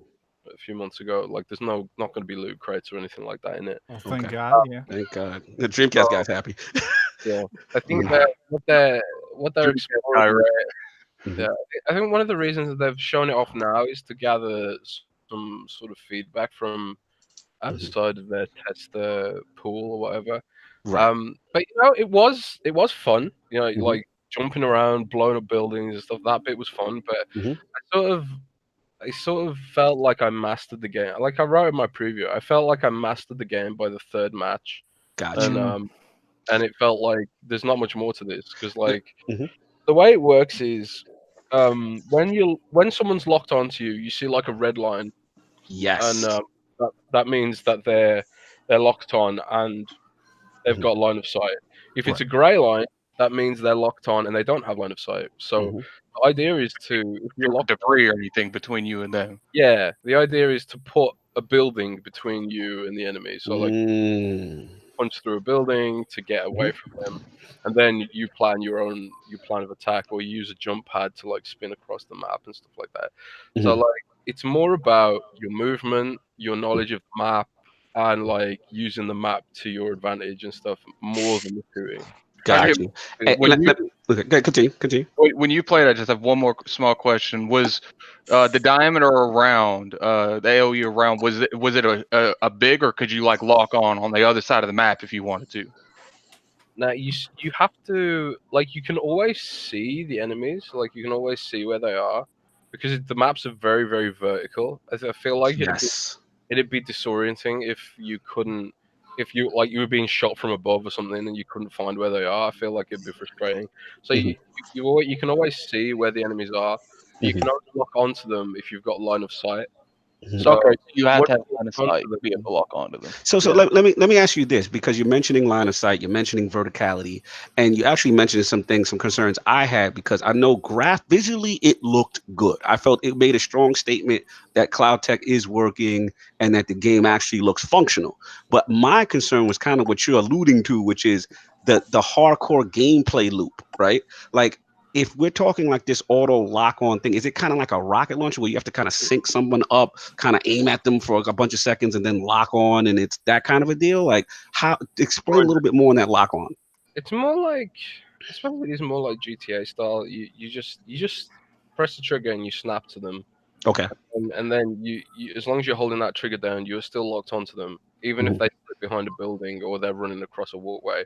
Mhm. So like the way I was playing it was when they slipped through a building or something, you switch to your heavy weapon. So you got two weapons. One is like a weapon that's like an assault rifle or shotgun that's aimed at killing players. Okay. And you have these huge rocket weapons, which are more the bullets travel more slowly because they're rockets or plasma or whatever, Mhm. and they're not good at hitting players if the players are moving around. They Right. do a lot of damage to players, but if the players are moving around fast enough, they won't hit them. They're Got you. designed for blown up buildings. Got you. If a So- player slips out of line of sight, you switch Mhm. to your rocket launcher and you fucking tear down. Am I allowed to swear on this podcast? I'm Yeah, sorry. yeah, you can. I mean, But, you're Lord Jez now. Mhm. We're keeping it for the kids, but we're keeping it relaxed. Continue. Basically, if they're out of line of sight, you blow a hole in the building so you can get line of sight. So I had I got some. I'm gonna post some clips of me playing it on Twitter later. But it's the thing I wrote. The way I closed my preview was, it made me excited for the future of gaming. Like I'd Yes. love to see this apply to Gears of War. I'd love to see this apply to Halo. But I was more excited for the future of gaming than I was for Crackdown multiplayer. That's what I.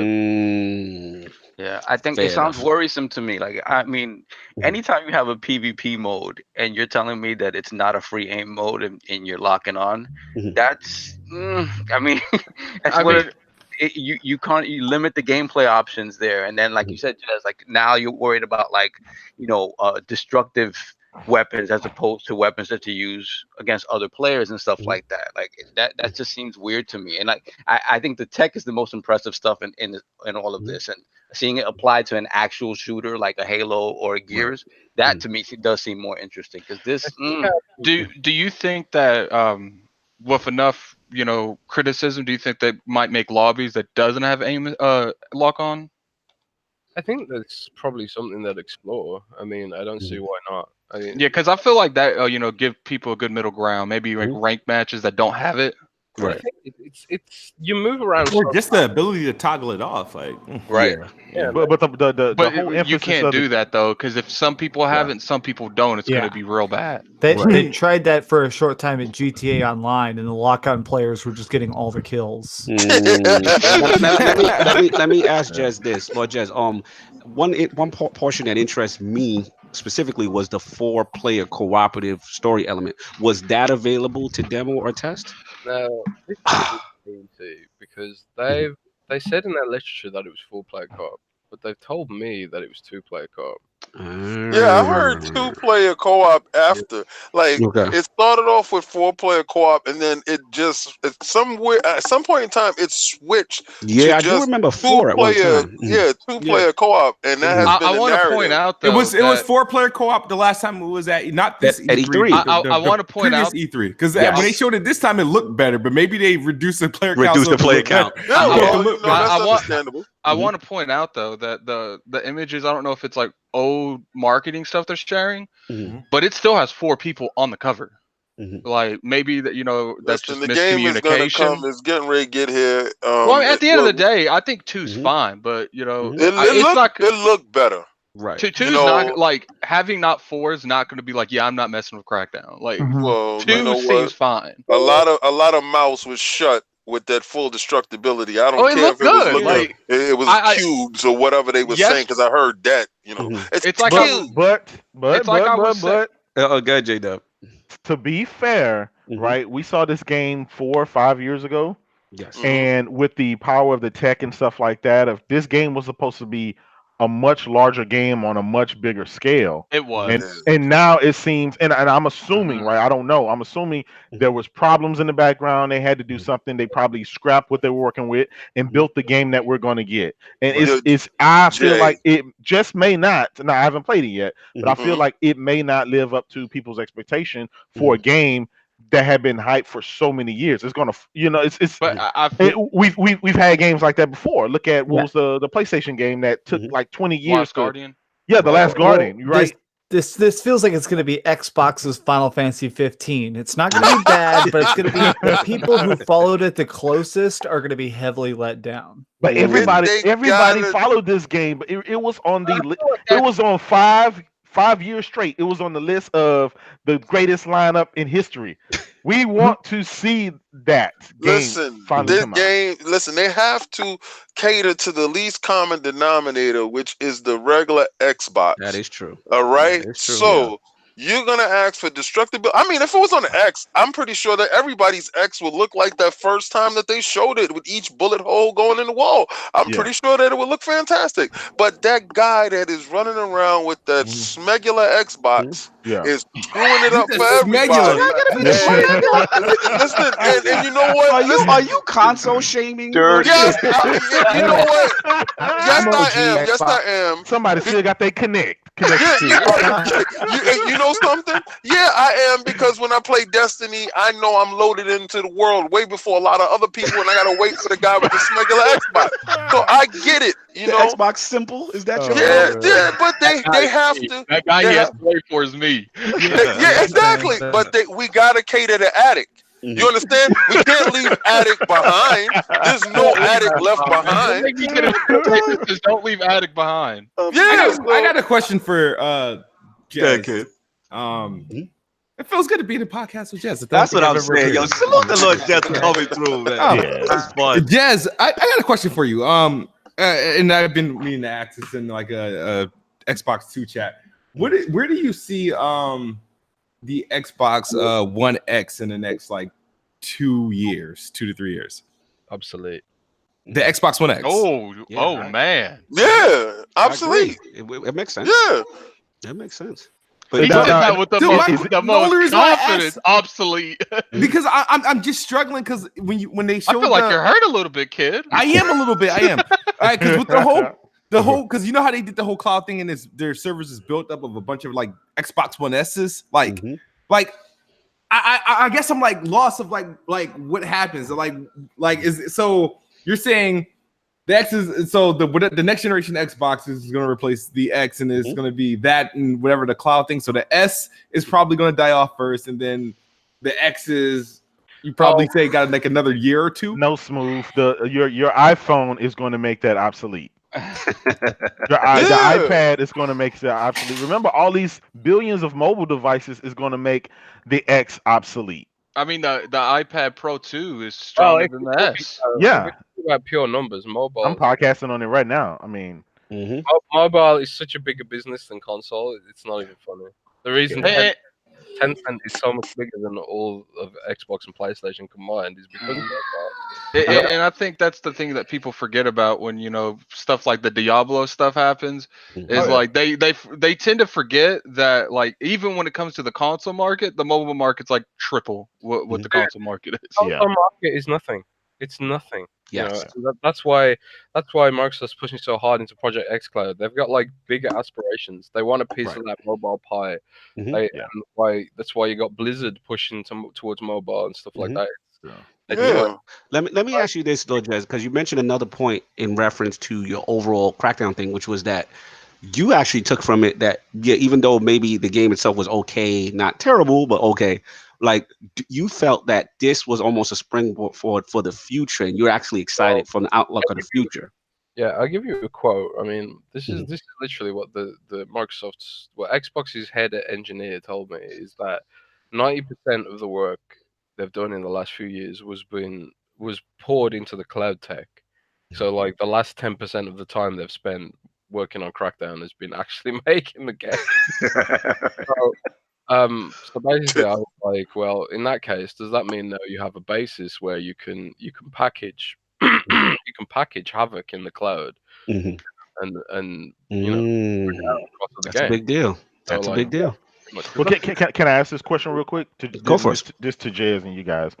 So, as I stated before, as the hardcore gamers, where do you see us within the next 5 years with the Xbox? I mean, because I'm trying to, again, Twitter like we always do. No. I'm trying to find out where do I fit in the Xbox system going forward, in the Xbox ecosystem going forward.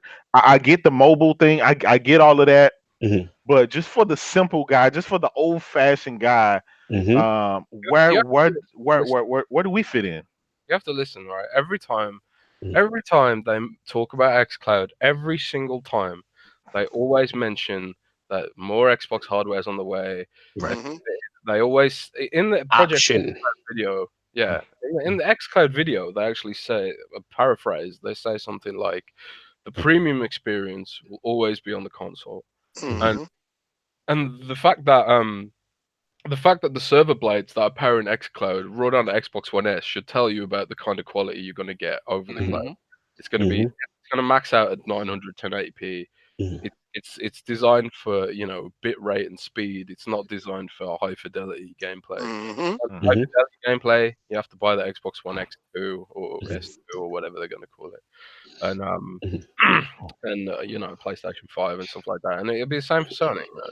Sony will expand PlayStation Now, and it'll be hopefully a competing service against Project Stream, Project xCloud.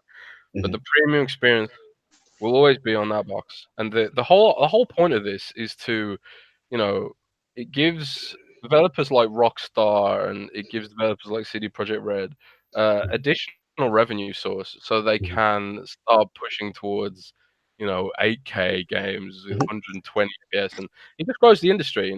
Gets more people jobs in the industry, makes games more competition, makes games even more crazy, and God knows where these are going to be in 10 years. If they can bring core gaming to mobile and convert some of those Candy Crush people into core gamers, that's just more money for us guys to enjoy the industry getting even more crazy. I mean, it could go the other way. Maybe everyone just starts making like Diablo Immortal games and pay to win, and maybe it go the other way. I mean, my little cousin, she's 15, and all she's done the last 2 years is play World of Tanks. And we have to, to play like I try to make her play a real game, and A real game. I love that. I love that. it's just like, why would I buy a game? She plays Fortnite, and for her, the normal business model is free to play with microtransactions. That's normal for her now. Yep, and that's kind of scary that they have been groomed in this manner that free to play is that, and with these microtransactions and these loot crates and the way that they're piecemealing you the piece of the whole pie, and I don't like that part. I do want to. I hate it. Just final point, but that's why I hate it when journalists attack games like Red Dead Redemption, because it's like, yeah, okay, they work hard and crunch is bad and all that sort of stuff. But like, if you are these games like Red Dead Redemption, which really capture mainstream attention, and boy, has Red Dead's in mainstream press and being talked about on mainstream news outlets. Those are the games that are sort of reminding the public this is what a game is supposed to be like. Yeah, right. Like, by trying to downplay games like Red Dead Redemption, that's hurting the core gaming industry, and which is ultimately where the cutting edge of the art of gaming lives. No, it's not in Candy Crush. It's not in Diablo Immortal. Those are just cash cows for these companies, and I'm sure Bobby Kotick and whoever's running EA now, I don't even know his name. I'm sure they would love it if the whole industry was just these sort of easy, simplistic, piecemeal experiences, like you say, that are purely funded with microtransactions and they're predatory and stuff. I'm sure the CEOs would love that, but luckily we've got devs like Rockstar and CD Projekt Red that are sort of reminding sticking to their guns. Out of curiosity, inside Xbox, clearly, felt like it had bad pacing. But I wanted to ask a question of the Lords. Do you think that Obsidian being leaked too soon hurt the impact of it being announced? Yeah, I feel so. I mean, do you think if no one would have known that, and they would have kept the Jason Schreiers and stuff from reporting on jump in. Let me jump because I didn't get a chance to say my feelings about this show, and I've been very patient. I've listened to everybody. Been moving. So like this is what I said. Like at the end of the day, Jez is right. Like this was an inside Xbox show. I hear what you're saying, kid. This is definitely that, and that's why I kept my expectations level. The problem I had, and again, I'm not blaming Microsoft. I'm not blaming. My feeling is just that once it started to get closer to the release date, you get your countdown, 5 days, 4 days, 3 days. The feel I got was like it was a mini E3. That was the feel. Time out. Can I say something? I'm sorry to jump. No, go for I it. told you guys last week what I said. I just thought about this. I just told y'all last week that it was going to do what it did, and it did what it did. And for me, it didn't. For me, it did not do what it did. To me, it was. I told y'all to keep expectations low. No, it did exactly All right, what I said. let me explain why. Go for me, it did not. Now, look, the first hour, I'm with you, King. I felt they were strong, right? I felt PUBG was a chess move. Okay, we all know it's coming to PS4. What's the best way to stop that momentum? Throw that bad boy in Game Pass. You know what I'm saying? You really effectively kill that momentum that they had of taking that quote unquote exclusive. I'm with that. Crackdown, to me, that was Phil's moment. Okay, boom. Regardless of how the gameplay loop will end up being, we don't know because we haven't played it. The game looked visually good. The destruction looked good and it was real. It wasn't, pie in the sky stuff. Regardless to the scope of it, you may have an issue with that. The fact that it delivered on the stage finally for this game that's been kept behind closed doors for so long, and it didn't embarrass itself. That was the main thing. It didn't embarrass. It looked strong. So shout out to Jez, tremendous article. Clobrill, all you guys got me hyped about it.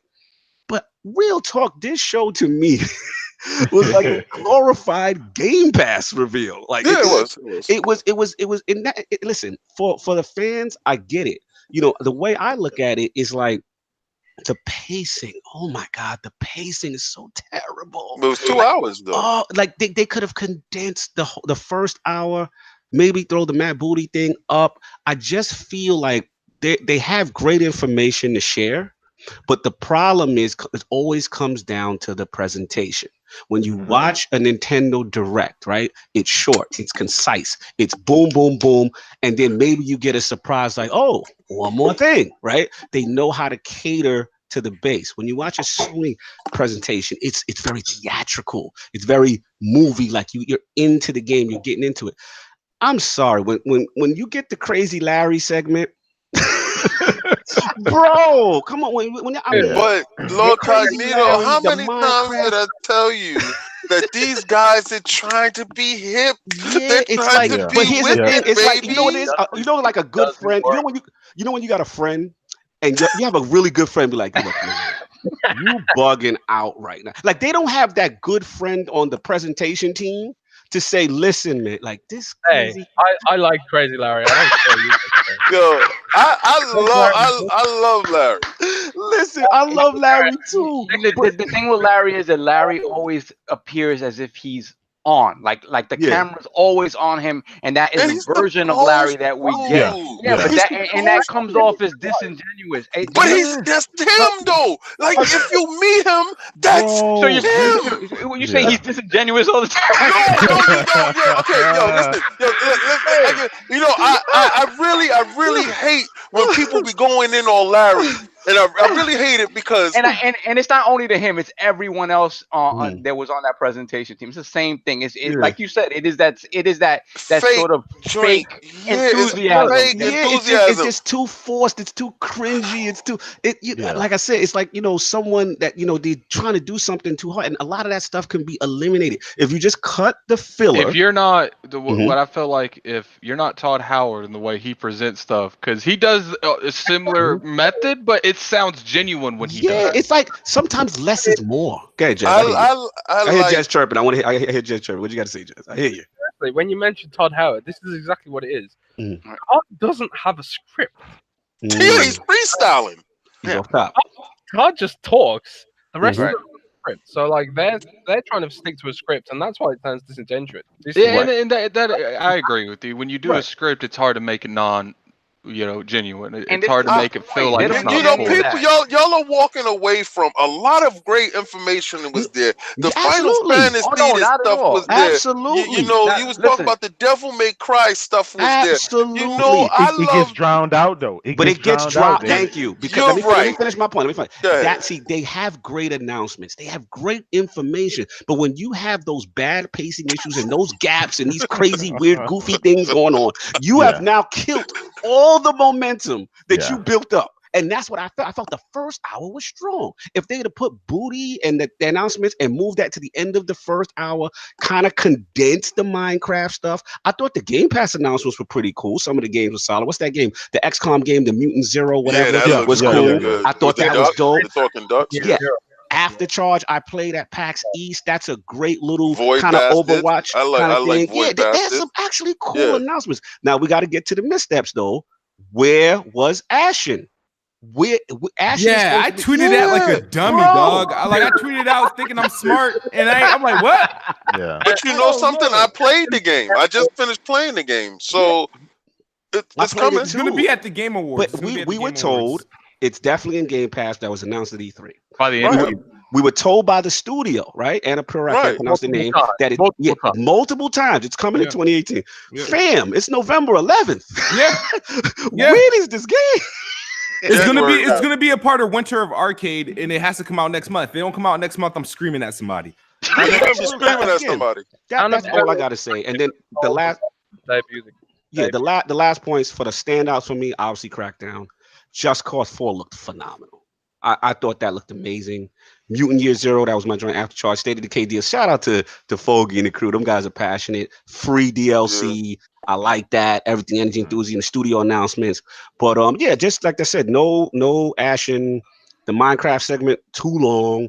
Crazy Eddie Larry segment in the bushes. It's just you know what? yeah, They did the Black last thing Friday I'll say. thing, The you last could thing I'll ask- say is you could that ask Lord Cognito, the Black Friday thing. We rolled our eyes. I literally tuned out. All they you needed to do, guys, King, hit King, that all they like need, button, man. hit that like, y'all, like because button. we talking good stuff. Here's the thing: all they needed to do, JayDub, is they needed a JPEG. I don't care if There it you was go. There you fable, just get the A fake base. screenshot of Yeah, something.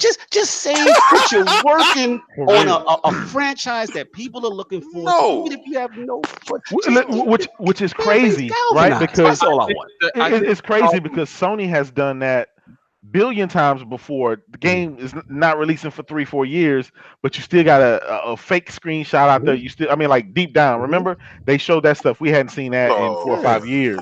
But I think the problem is they don't want It's to out go in in that Japan. direction. Is Yeah, because of the scale down situation. I get it. No, it's not even the scale bound thing. You know, I think that has something to do with it because they don't want to have to announce something.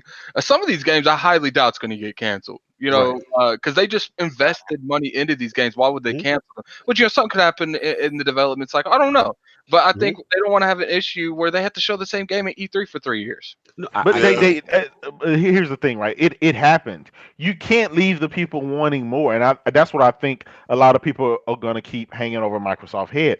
Yeah, we're glad you're finally investing in studios. You've made some major acquisitions, and that's good. But we know for a fact we're not going to see a lot of these games for 3 to 4 years, which is leading to next generation. So every year, right now people are already talking about, well, let's wait to E3. Let's see if they're going to show this at E3. And so this perpetual cycle keep going. Just if Phil would have walked out there right after the show and said, look, this is what we got on our plate. We got Fable confirmed. Bam, it's right there. That screenshot up there. We got this game. Bam, it's up there. It's showing it. At least people can know these are solid games that are coming, and that'll shut up the naysayers, and that'll kind of quiet down the crowd that at least they acknowledge them. But just to say, well, we don't want to talk about it now. You can't be hushed for 3 to 4 years until these games are ready. You can't. I agree with you, Kratos, but it's like you said before.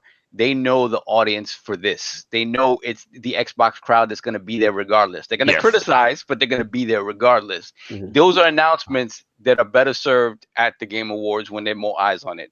E3, obviously, when there are more eyes on it. Yeah. It's wishful thinking on our part, and obviously the fan base deserves that. But if as a business move, it doesn't make the most sense to get it out there. Even though the fan base, once they get that information, they're going to disseminate that out, right? Right. It still doesn't have the same impact. You know what it didn't do for us? This is why we mad. It didn't give us stuff to tweet about. So hey, there you go. There you go. The fact that our fingers didn't get to go and boom, boom, bang. Yes. But guys, we haven't talked in depth about these two studios, though, man. Absolutely. Go for it. They got me too. They got Obsidian. Oh my lord. Huge. They got In Exile. Torment Tides of Numenera, the Bard's Tale. Wait, Yes. dude. If Yes, you're just an tell me that an RPG hour head, earlier, Two and I'd have been RPG good. companies, 1 yeah. hour earlier, Solve, I'd have been fine. But what's Crazy Larry interesting between to that, me, no, I don't like. I didn't want. And I it's didn't want like Crazy Eddie. I didn't It's want like I Crazy said Eddie. in the stream. I was like, they're making us watch this Minecraft stuff. They're making us watch this stuff that like is really cringeworthy because they know we want to see the announcement at the end of the show. And they Listen. foreshadowed it, right? They gave you the entire list, and they told you at You the know end game something? announcements, studio announcements. Minecraft is probably the #1 top selling franchise that's in Microsoft's stable. It is. No, Yeah, it's All right. of all time, not just Absolutely. Oh, okay. Absolutely. So again, Kratos has hit the nail on the head. Yeah, it's not for me. It's not for Yeah, us. I but got here's the Game thing: Pass it's the for the next length of 6 time years. you spend on it. You have to know the audience also. That's what I'm saying. It's almost a tone deaf attitude when it comes to presentation. You Well, they have to know wanted to your get audience. Larry's segment in. Come on, man. Like, Larry had to get his segment on. And if he didn't get his segment on, you had to get pandas and kitty cats on. Well, listen, man. Like, and listen, it's a lot of things that went on with you. Did you notice the announcer, she was doing Forza. Yes. And she wasn't actually controlling the car? Yeah. Did you really look at this? That part is disingenuous. That's the part I'm talking about, Right. where you faking interaction. Don't do that. Don't do that, because we're not stupid. We actually know that you was steering right, but the car was going left. We know this. We see it. But let's you know what? Let's stop trying so hard. Let's stop trying so hard and just let it do it. Just do it. But I definitely feel what Sovereign is saying, and I don't want to You know what? undercut the That's announcements of those studios. The great stuff. Yo, that was a huge. What Lord King just said. I didn't notice that during the stream, but I bet you that's why she was off that in the middle of that. It's like, no, like you can ask Lord Cogdier. I was like, they done snatched someone out of that scene so she can play that. Lord Jez, man, can you calm me down? Am I overreacted? What's your feeling on it as far as presentation specifically with Microsoft? I was totally wasted during the show, so I don't. I love it. See, that's what I should have did. I should have did with Jez. I should have got drunk. I got a little buzz on during the show. Maybe my attitude would be more calm. I was hanging out with friends at the time, and like during the boring segments, we just chatted to each other and stuff like that. But even though we were drunk and we were chatting, we did think, is there seriously taking this long to talk about cats and pandas? Thank you. It was ridiculously long. But it's like people say, it's not for us. And Minecraft is the second biggest franchise of all time behind Tetris. Yeah, so you're right. They have to serve. You have to cater to that. You're all right. I just feel like it didn't need to be that long. That's it could extend, and I still feel like they're evolving their format and sort of learning and how best to do these sort of things. Phil even said, like, during the show, they're sort of like, they know they've got work to do with PC gamers, for example, and it's like they're sort of getting all their sort of pieces in play before they figure some of this stuff out. And to be honest, not many companies really completely do this perfectly all the time. I mean, Nintendo is kind of like I'm sorry to interrupt, but go for it, kid. Did you just realize? I just realized that they literally snuck the ability to pre-download Game Pass games that aren't out yet. Yes. Yep. Yes. And one other thing too that we're not talking about, we've overlooked keyboard and mouse support, right? And this is just me personally. This is me being selfish. I thought that was great, right? They had some announcements of games and stuff like that. I was surprised, Jez, no Gears Tactics. I thought that'd been the perfect time to kind of include that in there, man. Because we and you are both XCOM guys, and I would love to play that on the console as opposed to right now, quote unquote, being exclusive to the PC. I'll say this, right? I fully expect Gears Tactics on Xbox. Okay. Get nervous. Get nervous. But this is all about messaging and optics again. It's like they want the hardcore strategy game players, which do live on PC. They want them to know that this is being built for PC first.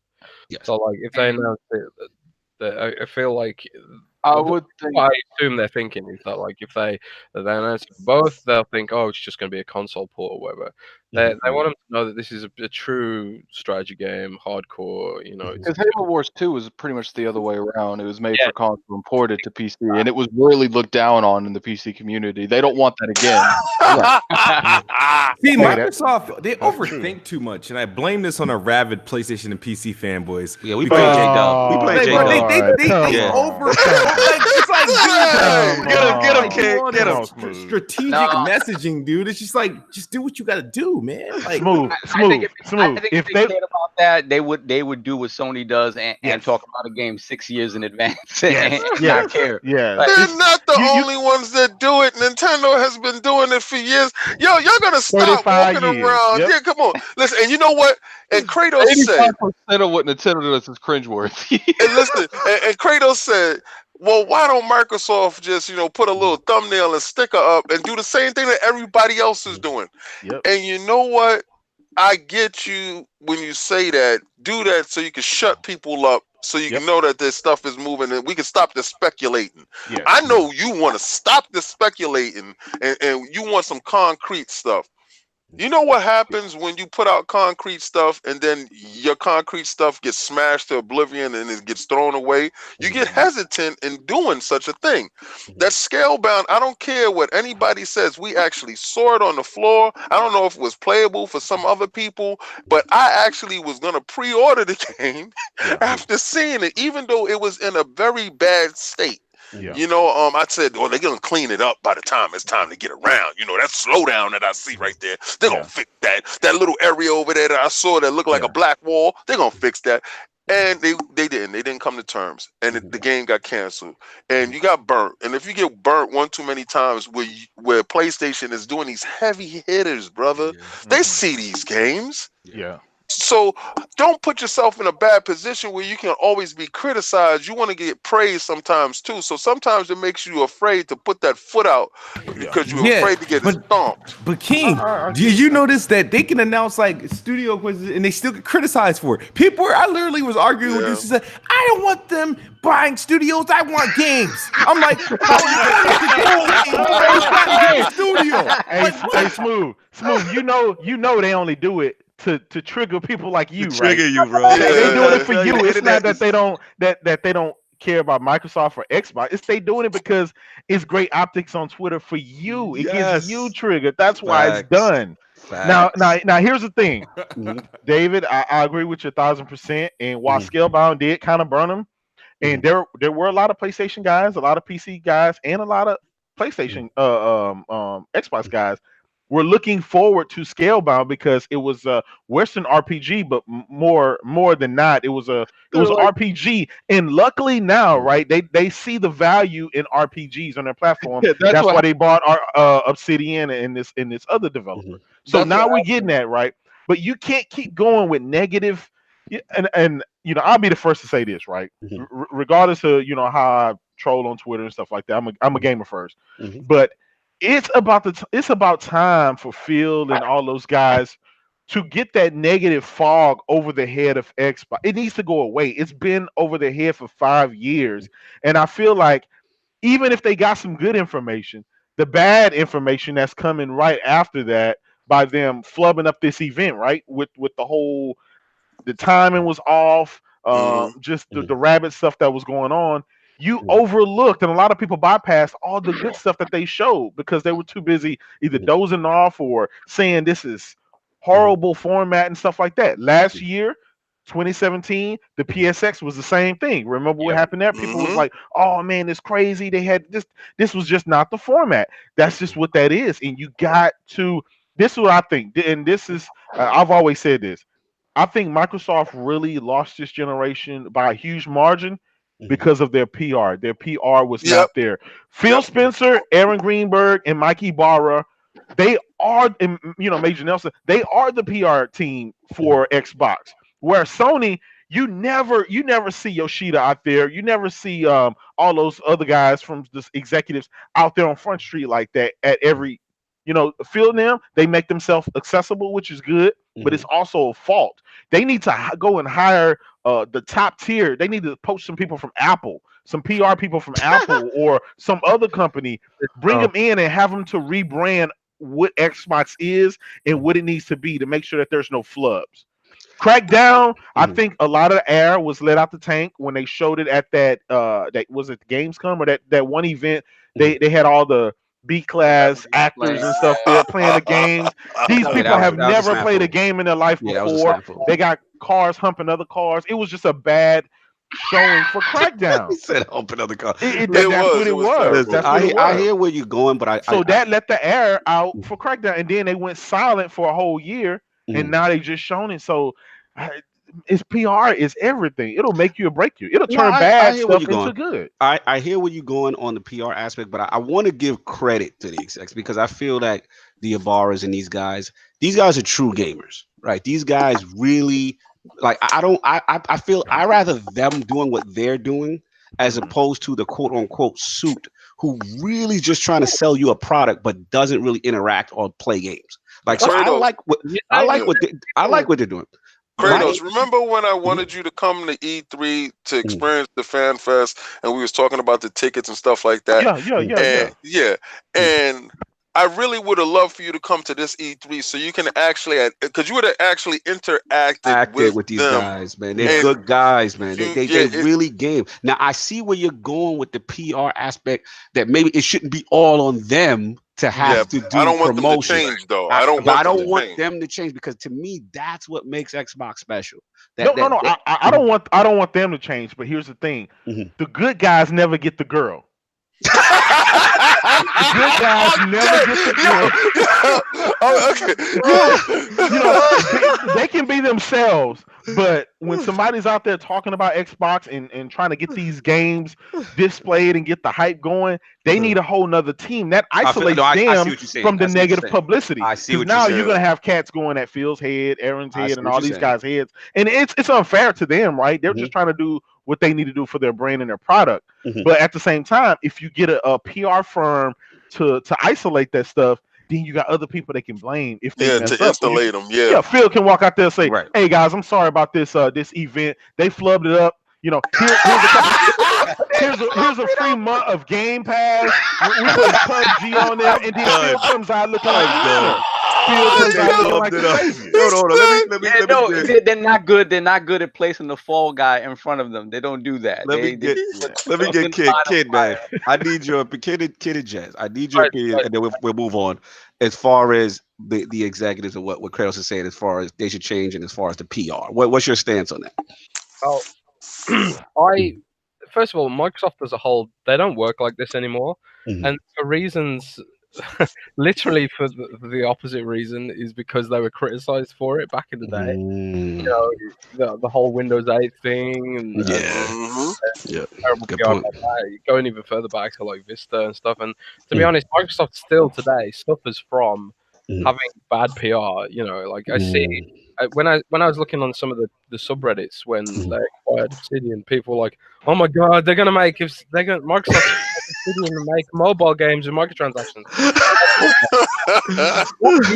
What year are these guys living in? They think mobile games and microtransactions. No. It's they've suffered from this, and like I think the problem is it's just because they're this huge corporation with a lot of baggage. They're like 40 years old, 30 years old, something like that. I should probably know that, but I don't. But like they've got a lot of baggage, and they've got to drag that with them. And I think like now you've got like the Windows team, and they do the whole Windows Insider thing, working directly with Windows enthusiasts, and the Xbox team work directly, and they don't have a PR firm between them because in their mind it's better to get raw sort of information when you don't have a PR firm watering it down for you in the middle.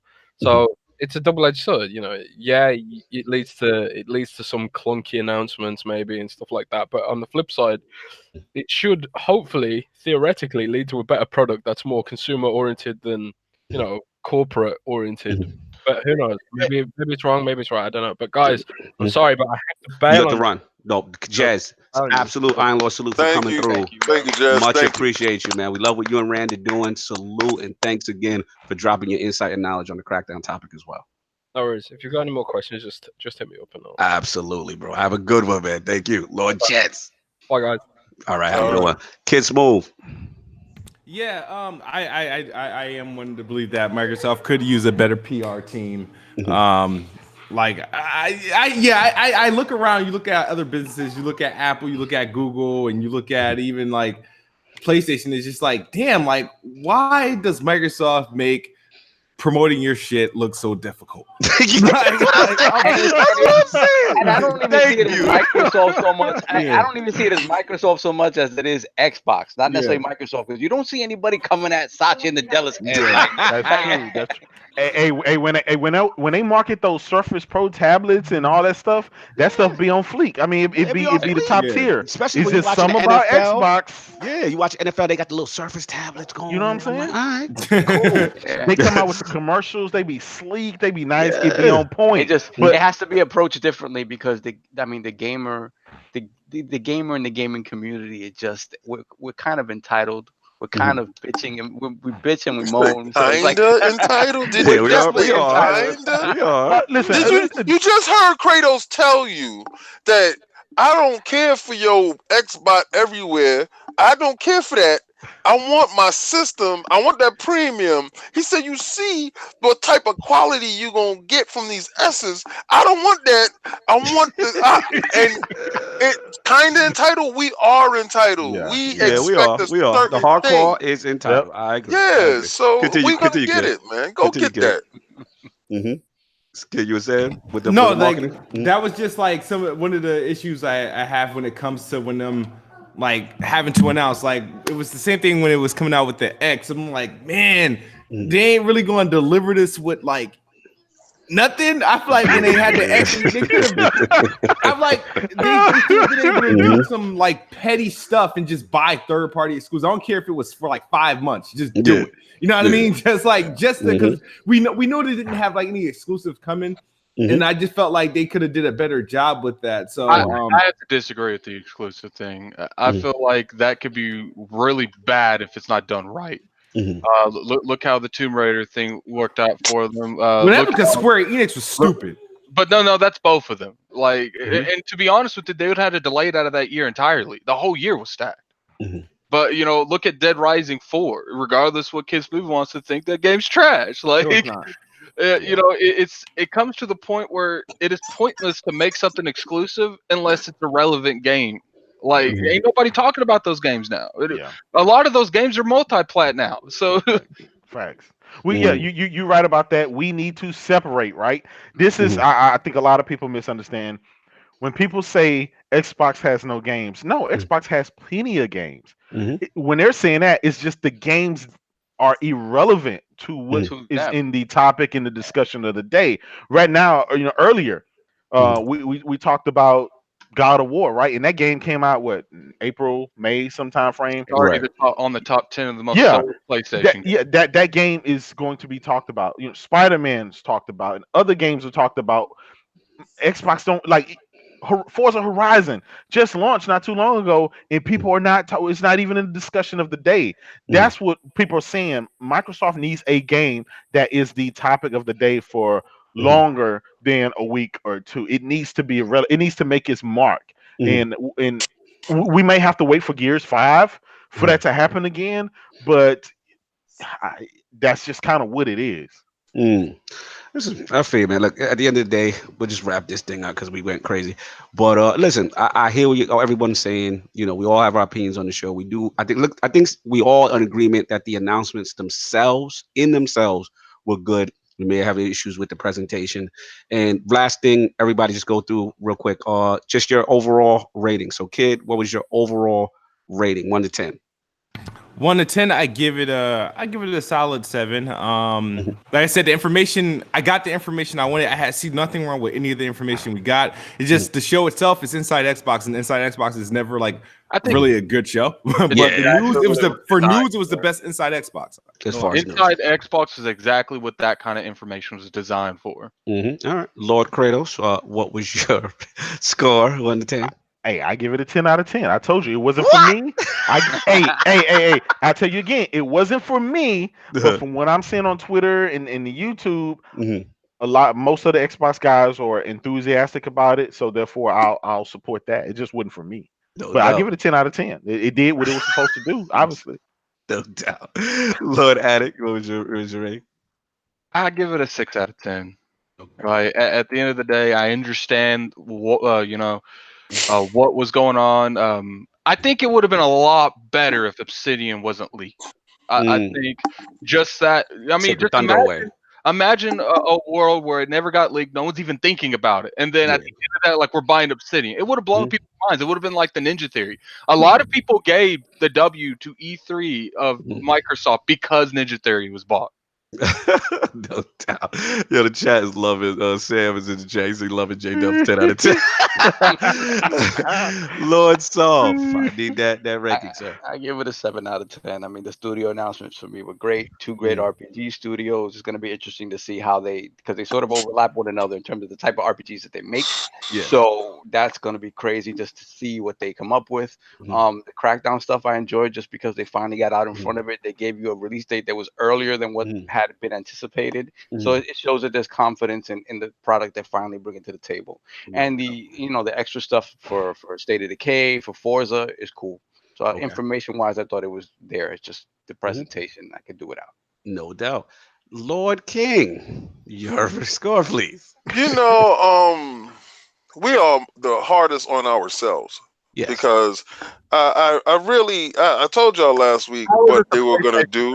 Is it a higher score than anyone else in here? I know, this is crazy. Well, he can't because I'm gonna give it what Phil did for you, and I'm gonna give that 10 out of 10 as well. I thought you were about to give it 11 out of 10. Oh my this was the perfect show for you, kid. I'm gonna give you the 10 out of 10 for this, for the simple fact. I told y'all last week, and when everybody said, "Oh, King is smoking crack," or King is on, he's dreaming. It's everything I said they were gonna do, they did. Like you saw the Crackdown, you saw the destructibility, you saw the new games that they had there, you saw the DLC for the Horizon, you saw the 2 studios that was picked up. I said they was gonna pick up 2 studios. I hope they would pick up 5, but they picked up 2. They showed 2. All right. You did say 2. You did say 2. You did say 2. I said 2. Yeah, you did. Okay. We giving you credit. And they did these things. And what more do we want? Like, I'm sitting there trying to figure it out. What do these dudes have to do to make y'all just say, "Damn, they trying at least"? You see these. I'm sorry if you Xbox heads see God of War and Spider-Man, and you're sitting there with the envious face. You don't have to be envious. All you got to do is get your bucks up, go down to the store, pick up a PlayStation, and play the damn game.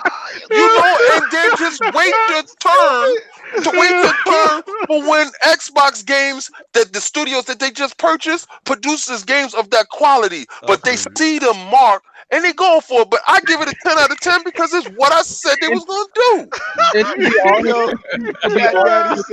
You hit that Tyrese. What do you want? You know why? Because I really didn't feel what these Twitter streets was talking. Like, Kofi and them were giving it like 2 out of 10s and stuff. Yeah, like what did you want them to do, Kofi? You wanted Halo to pop out? Like you wanted Master Chief to run on stage and tell them that Halo Reach 2 was gonna be here? Like, what did you want?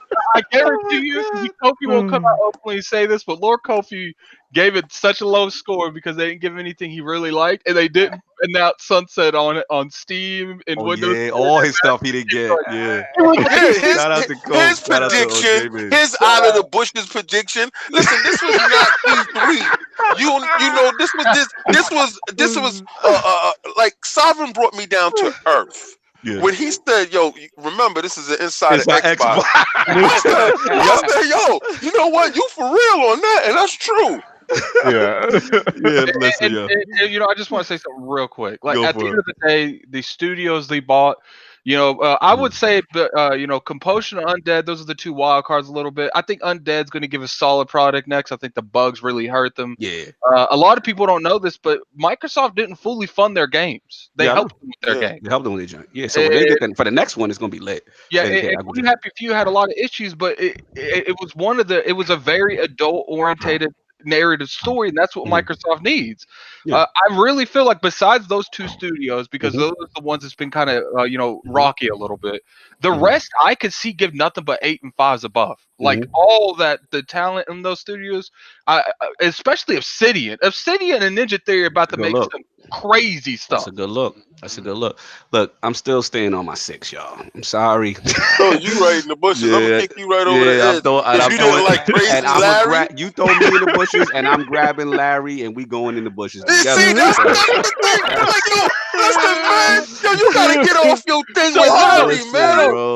Larry drag you down 4 points. So this is what's gonna happen. You're gonna jump up and bear hug. Bear hug. We diving in the bushes. Jumping in the bushes with Larry. I'm diving because at the end of the day, what he was sitting on the side, the therapist table, talking to himself. We grabbing that whole chair. The whole office is in the bushes. That is out of here. But now, listen, the announcements are strong. Just the presentation really hurt it. That's all I say. If they condensed about an hour of it, it could have been really tight, concise. Great. It could have been great. And that's the biggest issue that me and Sovereign have with Microsoft is they let other people create their narrative. Exactly. So at the end of the day, it's like, yo, y'all got good stuff. I'm gonna be hard on them. Look, that Xbox is my preferred brand.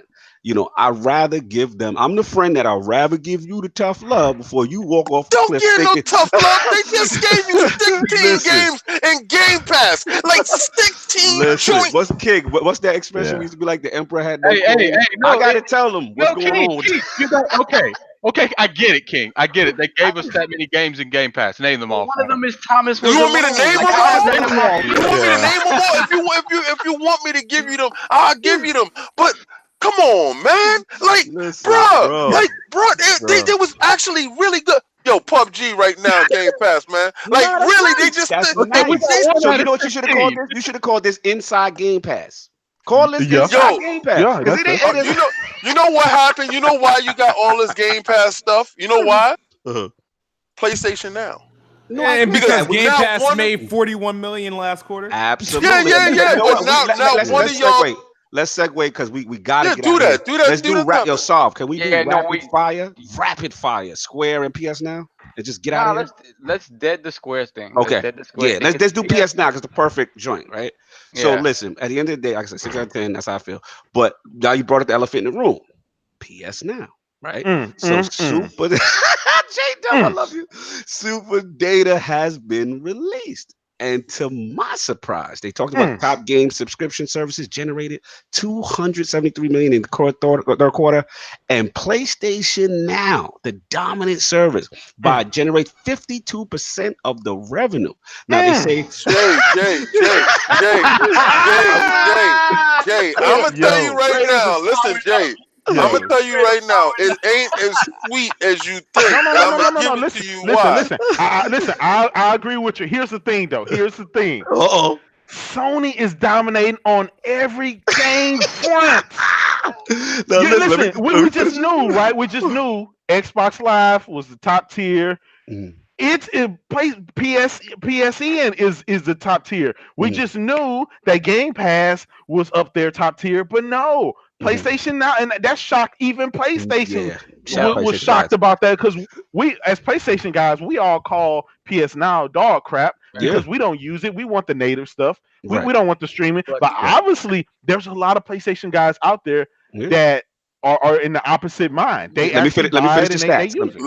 Let me finish the stats. So you got that. So first place, 52% of the venue, and then second place was EA Access on Xbox One, 16%, and then third was Game Pass at 15% of the sector's cash. So I like JayDub said, this was very surprising. I gotta go at him because you're not gonna let that happen. I'm gonna get it to him, and I'm telling you, you're losing on. Listen, when you losing on every front. All right. listen. I'm You remember it crying. came out. Remember we came out about Yo. the controllers, right? Yeah. Sony sells more controllers than freaking You got more Xbox. Like, systems out there. Shut no, up. no. Let's get it. Let's Go go. ahead.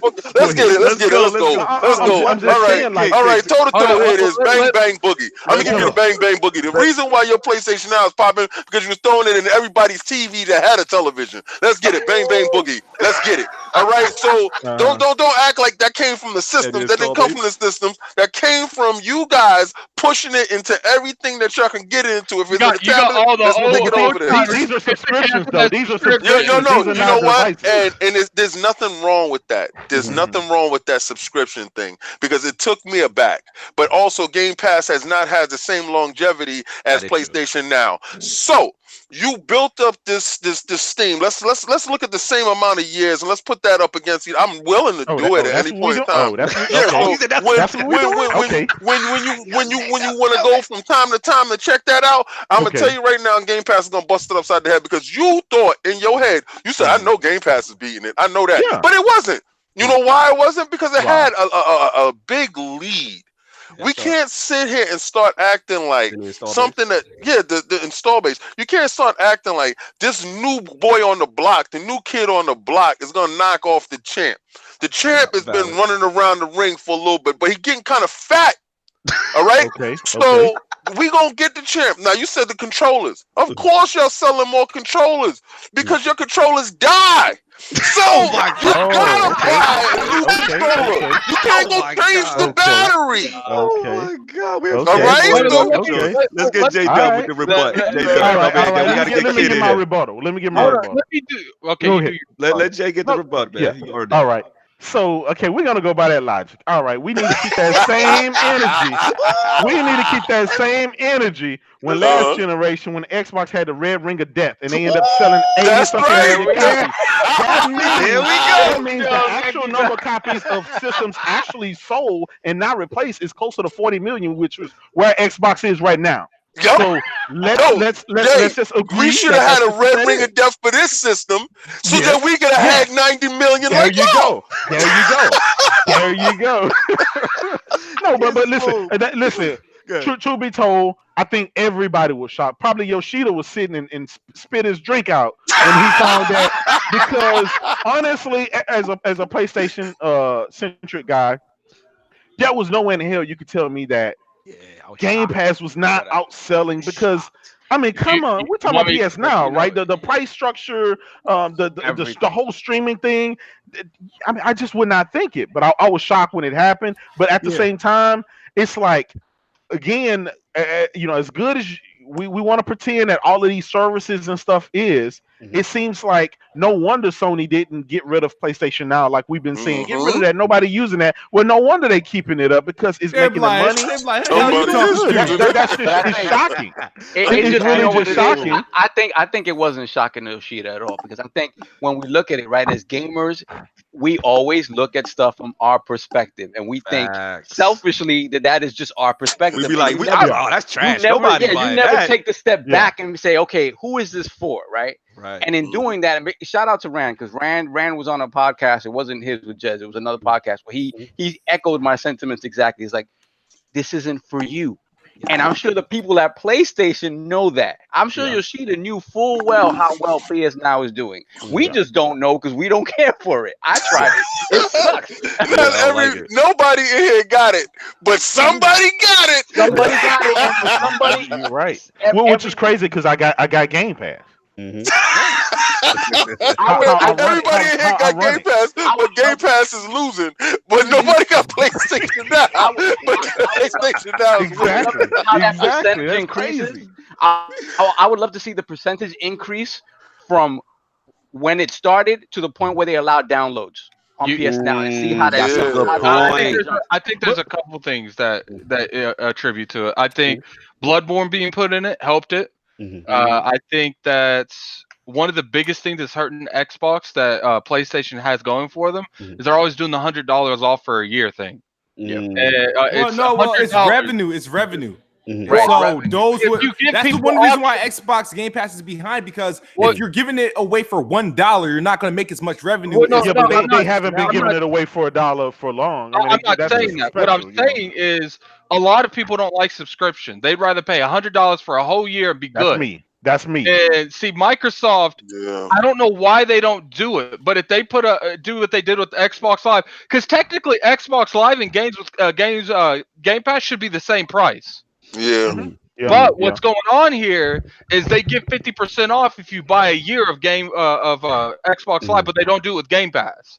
Yeah. If you can buy a whole year for $60 of Game Pass, they're going to probably go up 1 million subscribers in a day, because people don't want to pay $10 a month for a whole year when they could just pay $60 and take a half loss. But they're getting people on it for a whole year, and chances are, how many people here get the EA access for $30 a year and not paid every month? That's true. Yeah, That's I get true. it for the year. I just knock it out. Yeah. And then when I just got it for the PC, the and then Premiere. when that year's up, how many here forget to Yeah, yo, it popped up on my credit card, and I said, Yeah. "What? I didn't even use it." I got stuck with it. I got stuck with an extra month of PS Now because I forgot to turn it off. Yeah, I'm like, damn. You forget. I can guarantee you a lot of the people getting these, a lot of them had to do with that $100. Yeah, man. So you meaning to tell me that within 1 month, all of a sudden, all these subscriptions just went sky high and No, it's overtook not Game 1 Pass? month. Or? It's done it a few times. Oh, okay. No doubt, no doubt. And look, It's just shocking. I worked at Dish Network. You'd be surprised how many times I had to talk to people about canceling their Netflix subscription because they forgot they're being charged for 6 months. Recurrent charges Yeah. is people forget. People Yep. forget. Yo, kid, real quick. Can we all agree?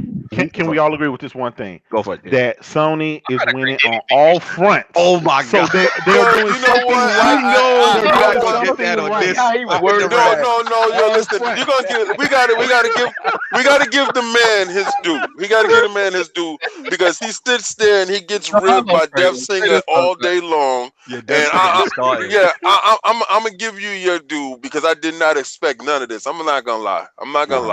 But I got my theories and I got my excuses. But at the end of the day, it's crap. Kratos on this one. No, I got it. Yo, Listen, I don't got he points was to give out, but they recognized winning He though. want the Real ambition and the recognized for submission. you. Okay, No, I can't give him that. going back to Got what him. Jed said, right? Let's be clear. Yeah. These are not official numbers. Super Right. Data is a private Super Data. Hey, organization. let's not pull the fake let's be news clear. now. Let's not pull it. He media went bias here. political Come on on, you. He man. went left This on is you. 1 quarter. This is 1 quarter. Oh, And yeah. to King's defense, the install base of the PlayStation is crazy much more. And as well as they had, it was in the TVs and all that stuff. Game Pass is a fairly new service. Let's see how this continues. Yeah, let's see how it But goes later. But right now, JayDub's he winning defense, though. Yeah. he's winning. I was surprised. I did not expect that. I obviously, my opinion is that's the inferior service. But like Saul was saying, this is not for me. You know what I mean? And it's clearly successful for them. So that part I have to. And then you gotta think the revenue that PS Now is getting is double monthly too. Yeah. So It's insane. It's insane. And then Slow Mo says, wasn't that the quarter when PS Now announced you can download the games? Yeah. And that's what I'm saying. So people are like, all right, let me dust this off. it was the same. It was the same Again, time frame. when you making moves that are directly affecting being the number one. See, Sony is in this thing to win in every category. Not just Not just console. They Hey, you know I got to rub it in a little bit. You running around doing this. I don't like him going on talking about. Hey, let me wear the belt for one day, Dave. Listen. I'm throwing your belt in the bushes. Hey, I've been in bushes with Major Nelson, huh? What are you doing with Major Nelson in these bushes, man? Yo, kid, I need your feeling. Then let's close out, man. Kid, what's your feeling? Was you surprised at the PS Now thing? Or he stepped away? Uh-oh. The kids were wild. It just went crazy a second ago. Man. Yo, No, he had to go wipe his tears. That's all that was. yo, I gotta get out of here. I know we out here, so we doing the poll. We running, man. All right, new poll this week. Now that the dust has settled from XO18, in your opinion, did the Inside Xbox Fan Fest show live up to the hype promoted by Microsoft? The choices Oh, are. I can't wait for this extra question. This extra one. A, yes, tons of solid announcements and great studio pickups. B, no, we must demand Microsoft improve the quality of their shows. Or C, I don't care. Crazy Larry and the White Glove segments always win the show for me. That is the question. Those are the choices. Please rock the ILP vote when it goes up later. Lord Dreamcastguy, Lord Jez, Lord Kidsmoove, Lord JayDub. Absolute pleasure to have y'all in the building, man. I know we lost Dreamcastguy because his connection and Jez only come through very shortly. Lord Kid, man, much appreciated. Where can the find people find you if you are still there not dealing with your kids? Okay, he's still there dealing with his kids.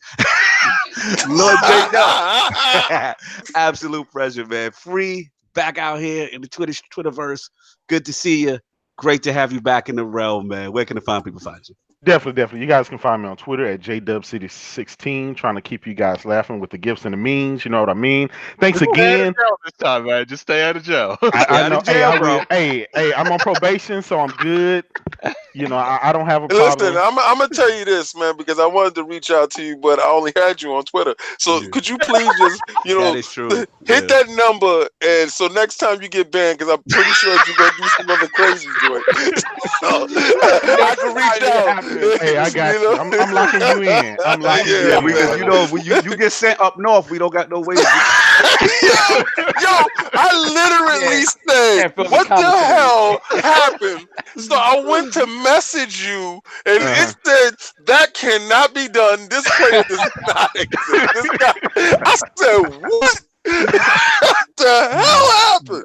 Yeah, some crazy stuff. And, I know the whole thing. We ain't gonna rehash it. You know, it's man talk. It was two men talking segments. And then it had groups of other people that was involved that mind they other, stay out of man business. Let men do what men do. That type of thing. Yeah. Now it's good to be back, and again, I'm always, man. It's such an honor to be amongst you brothers. Again, everybody hit that like and subscribe button. This is the premiere show on the internet. Always look out for these brothers. They're doing bigger and better things.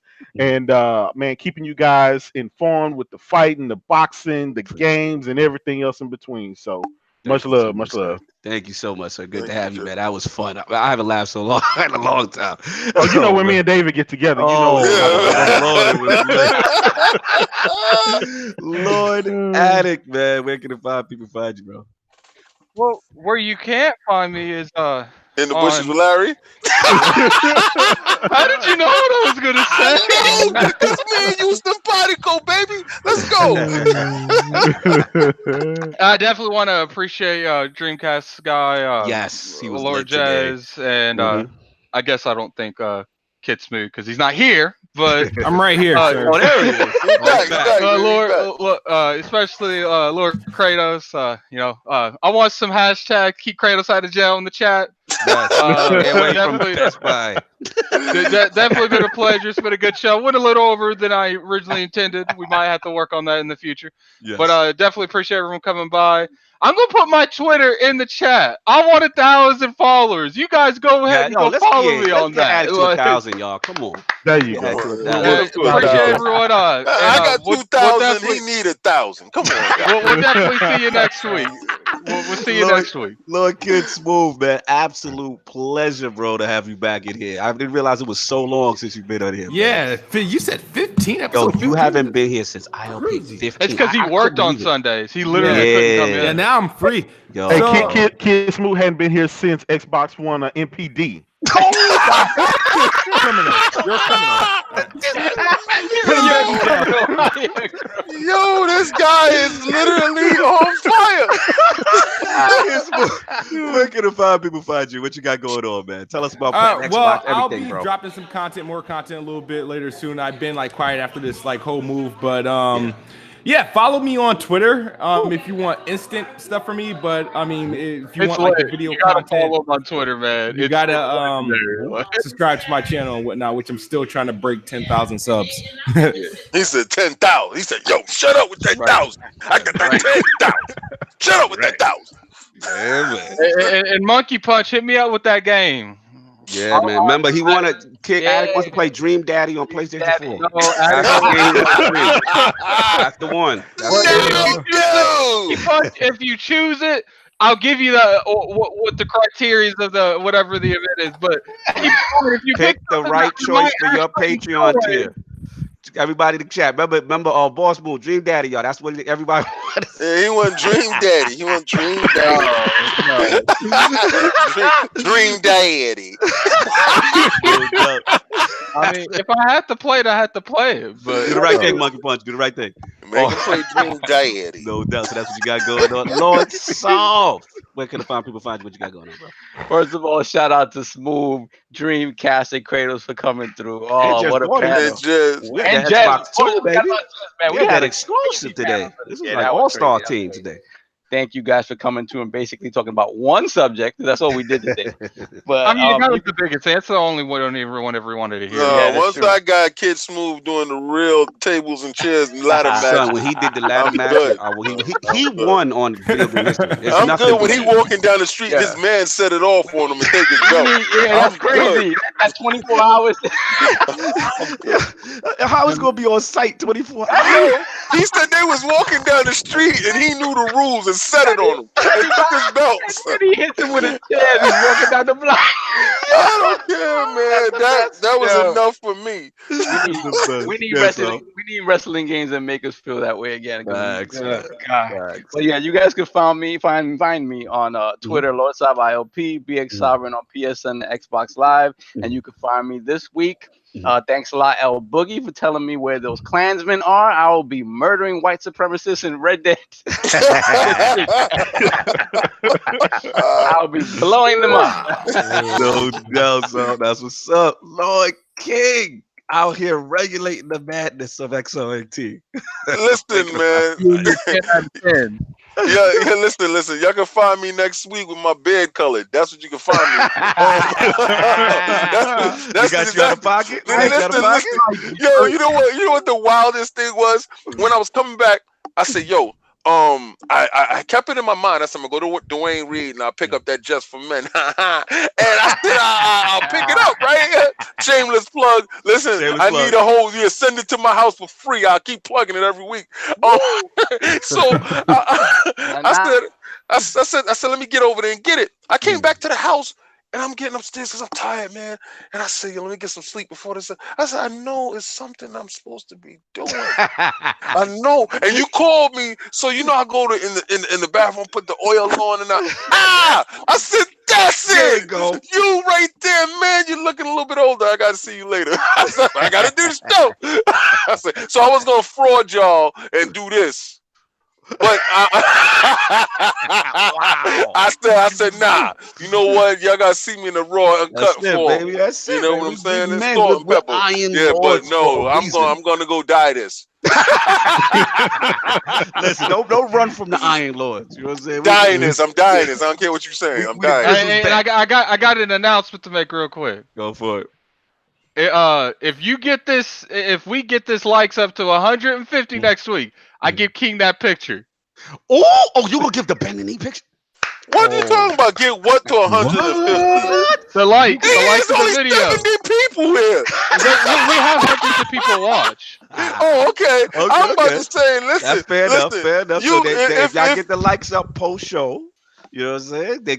My God! You know what it is? He gonna give up that picture to bend the knee. Shout out to Bloody Knuckles. Bloody Knuckles Knuckles got to put a little flame on the addict. Addict said, "No, I can't have no guy talking about he gonna get the knees. I know he gonna get it. I'm gonna get the knees first. You know, Bloody gonna give them knees.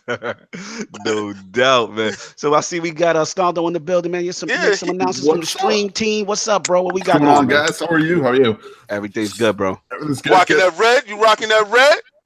Yeah. He rocking it. I gotta rock it, man. No doubt. What you got announcements real quick before we get out of here? Quick announcements. I'll make this real quick for everybody. I'm going to be putting 2 links in chat right now. One is going to be for the ILP's Super Smash Brothers. Yes, Gleam get that giveaway. Smash for free, y'all. So here you guys go. Make sure you guys get in there. Click that link. Go ahead, sign up. I'm also going to give you guys my giveaway that I'm doing personally. So you guys want to get in that, and know it's going to be for a couple of months, but it's for the Division 2. Yes. It's going to be for the Dark Zone edition, not the regular one, not the one above that, but the one above that. So if you like figurines, you like cool stuff, you like a lot of that extra stuff, that's in there. I'm gonna sign up. You want to get King's in on that? I can't win. I think I might have to roll through. Listen, I can't win We that. It's cannot gonna be read insider the palms trading. of the giveaway, y'all. Yeah, can't do that, man. It is legit. I videotape everything when I do my drawing, so it is Oh, legit. no, I'm for the man. He'll do it. And on top, and if we get slow mo, attention just went up when you said division. I know. And if we get enough people in there subbing to my channel, I'm gonna end up upping it myself to the collector's edition, the Phoenix collector's edition. Oh, the hell with that! I'm signing. I'm in like with this. I'm in with that's this. like almost like $190 for you. I'm in, like I said, I'm in with this. I'm in with this. Oh man, sounds good. That's now, what's up. just want to also make sure you guys know we have been rocking a lot of reviews, and a lot of streaming from a bunch of us. El Boogie, MJ, even once in a while we get to see Lord Addict in there. So you guys go hop in there and say, hey, what's going on? What's new? And keep an eye on our reviews. We've been putting a bunch of them up on the channel. Facts. So, hop in there. Just got questions. You want to absolutely keep going down. Man. Absolutely.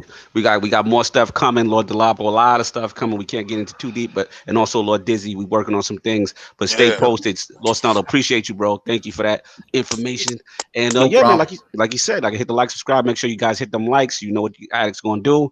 We got the audio is gonna come up from Kaibatu later tonight. The Spotify, the iTunes, SoundCloud, Google Play, whatever your format, we got you. Also, make sure you check out the ILP channel, Flashpoint 39. We had a huge guest, me and Ebontis, Mark Turcotte from Guardian Radio, talking about that Activision's earning call, what's going on with the state of Bungie, how Bungie's not trying to hear it. Is lit. Please don't make sure you miss that one.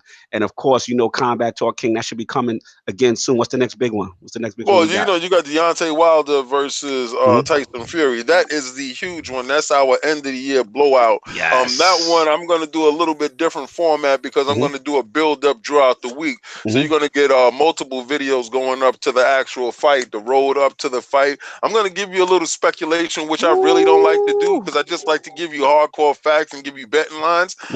But this time, I believe that this fight is going to be very significant in the landscape of boxing today. So I believe that it needs the proper drum up and it needs the support that everybody can give it. So I'm going to do a little bit different. And please, y'all keep supporting. You already know the Royal Swag is moving out here. I see y'all with the shirts. That's what's up. And of course, the Patreon. If y'all want more opportunities, you see Starve is giving stuff away. Get in that Patreon, even if it's the lowest tier. We got higher tiers too that are fun. Make sure you guys check it out. Everybody got anything else to say, or we out of here? Enjoy Dream your Daddy Sunday. confirmed. Lugo said yes. Oh, Dream Daddy confirmed. Let's go. Dream Daddy. We will post the information soon. Everybody, enjoy your Sunday. We are out. Peace.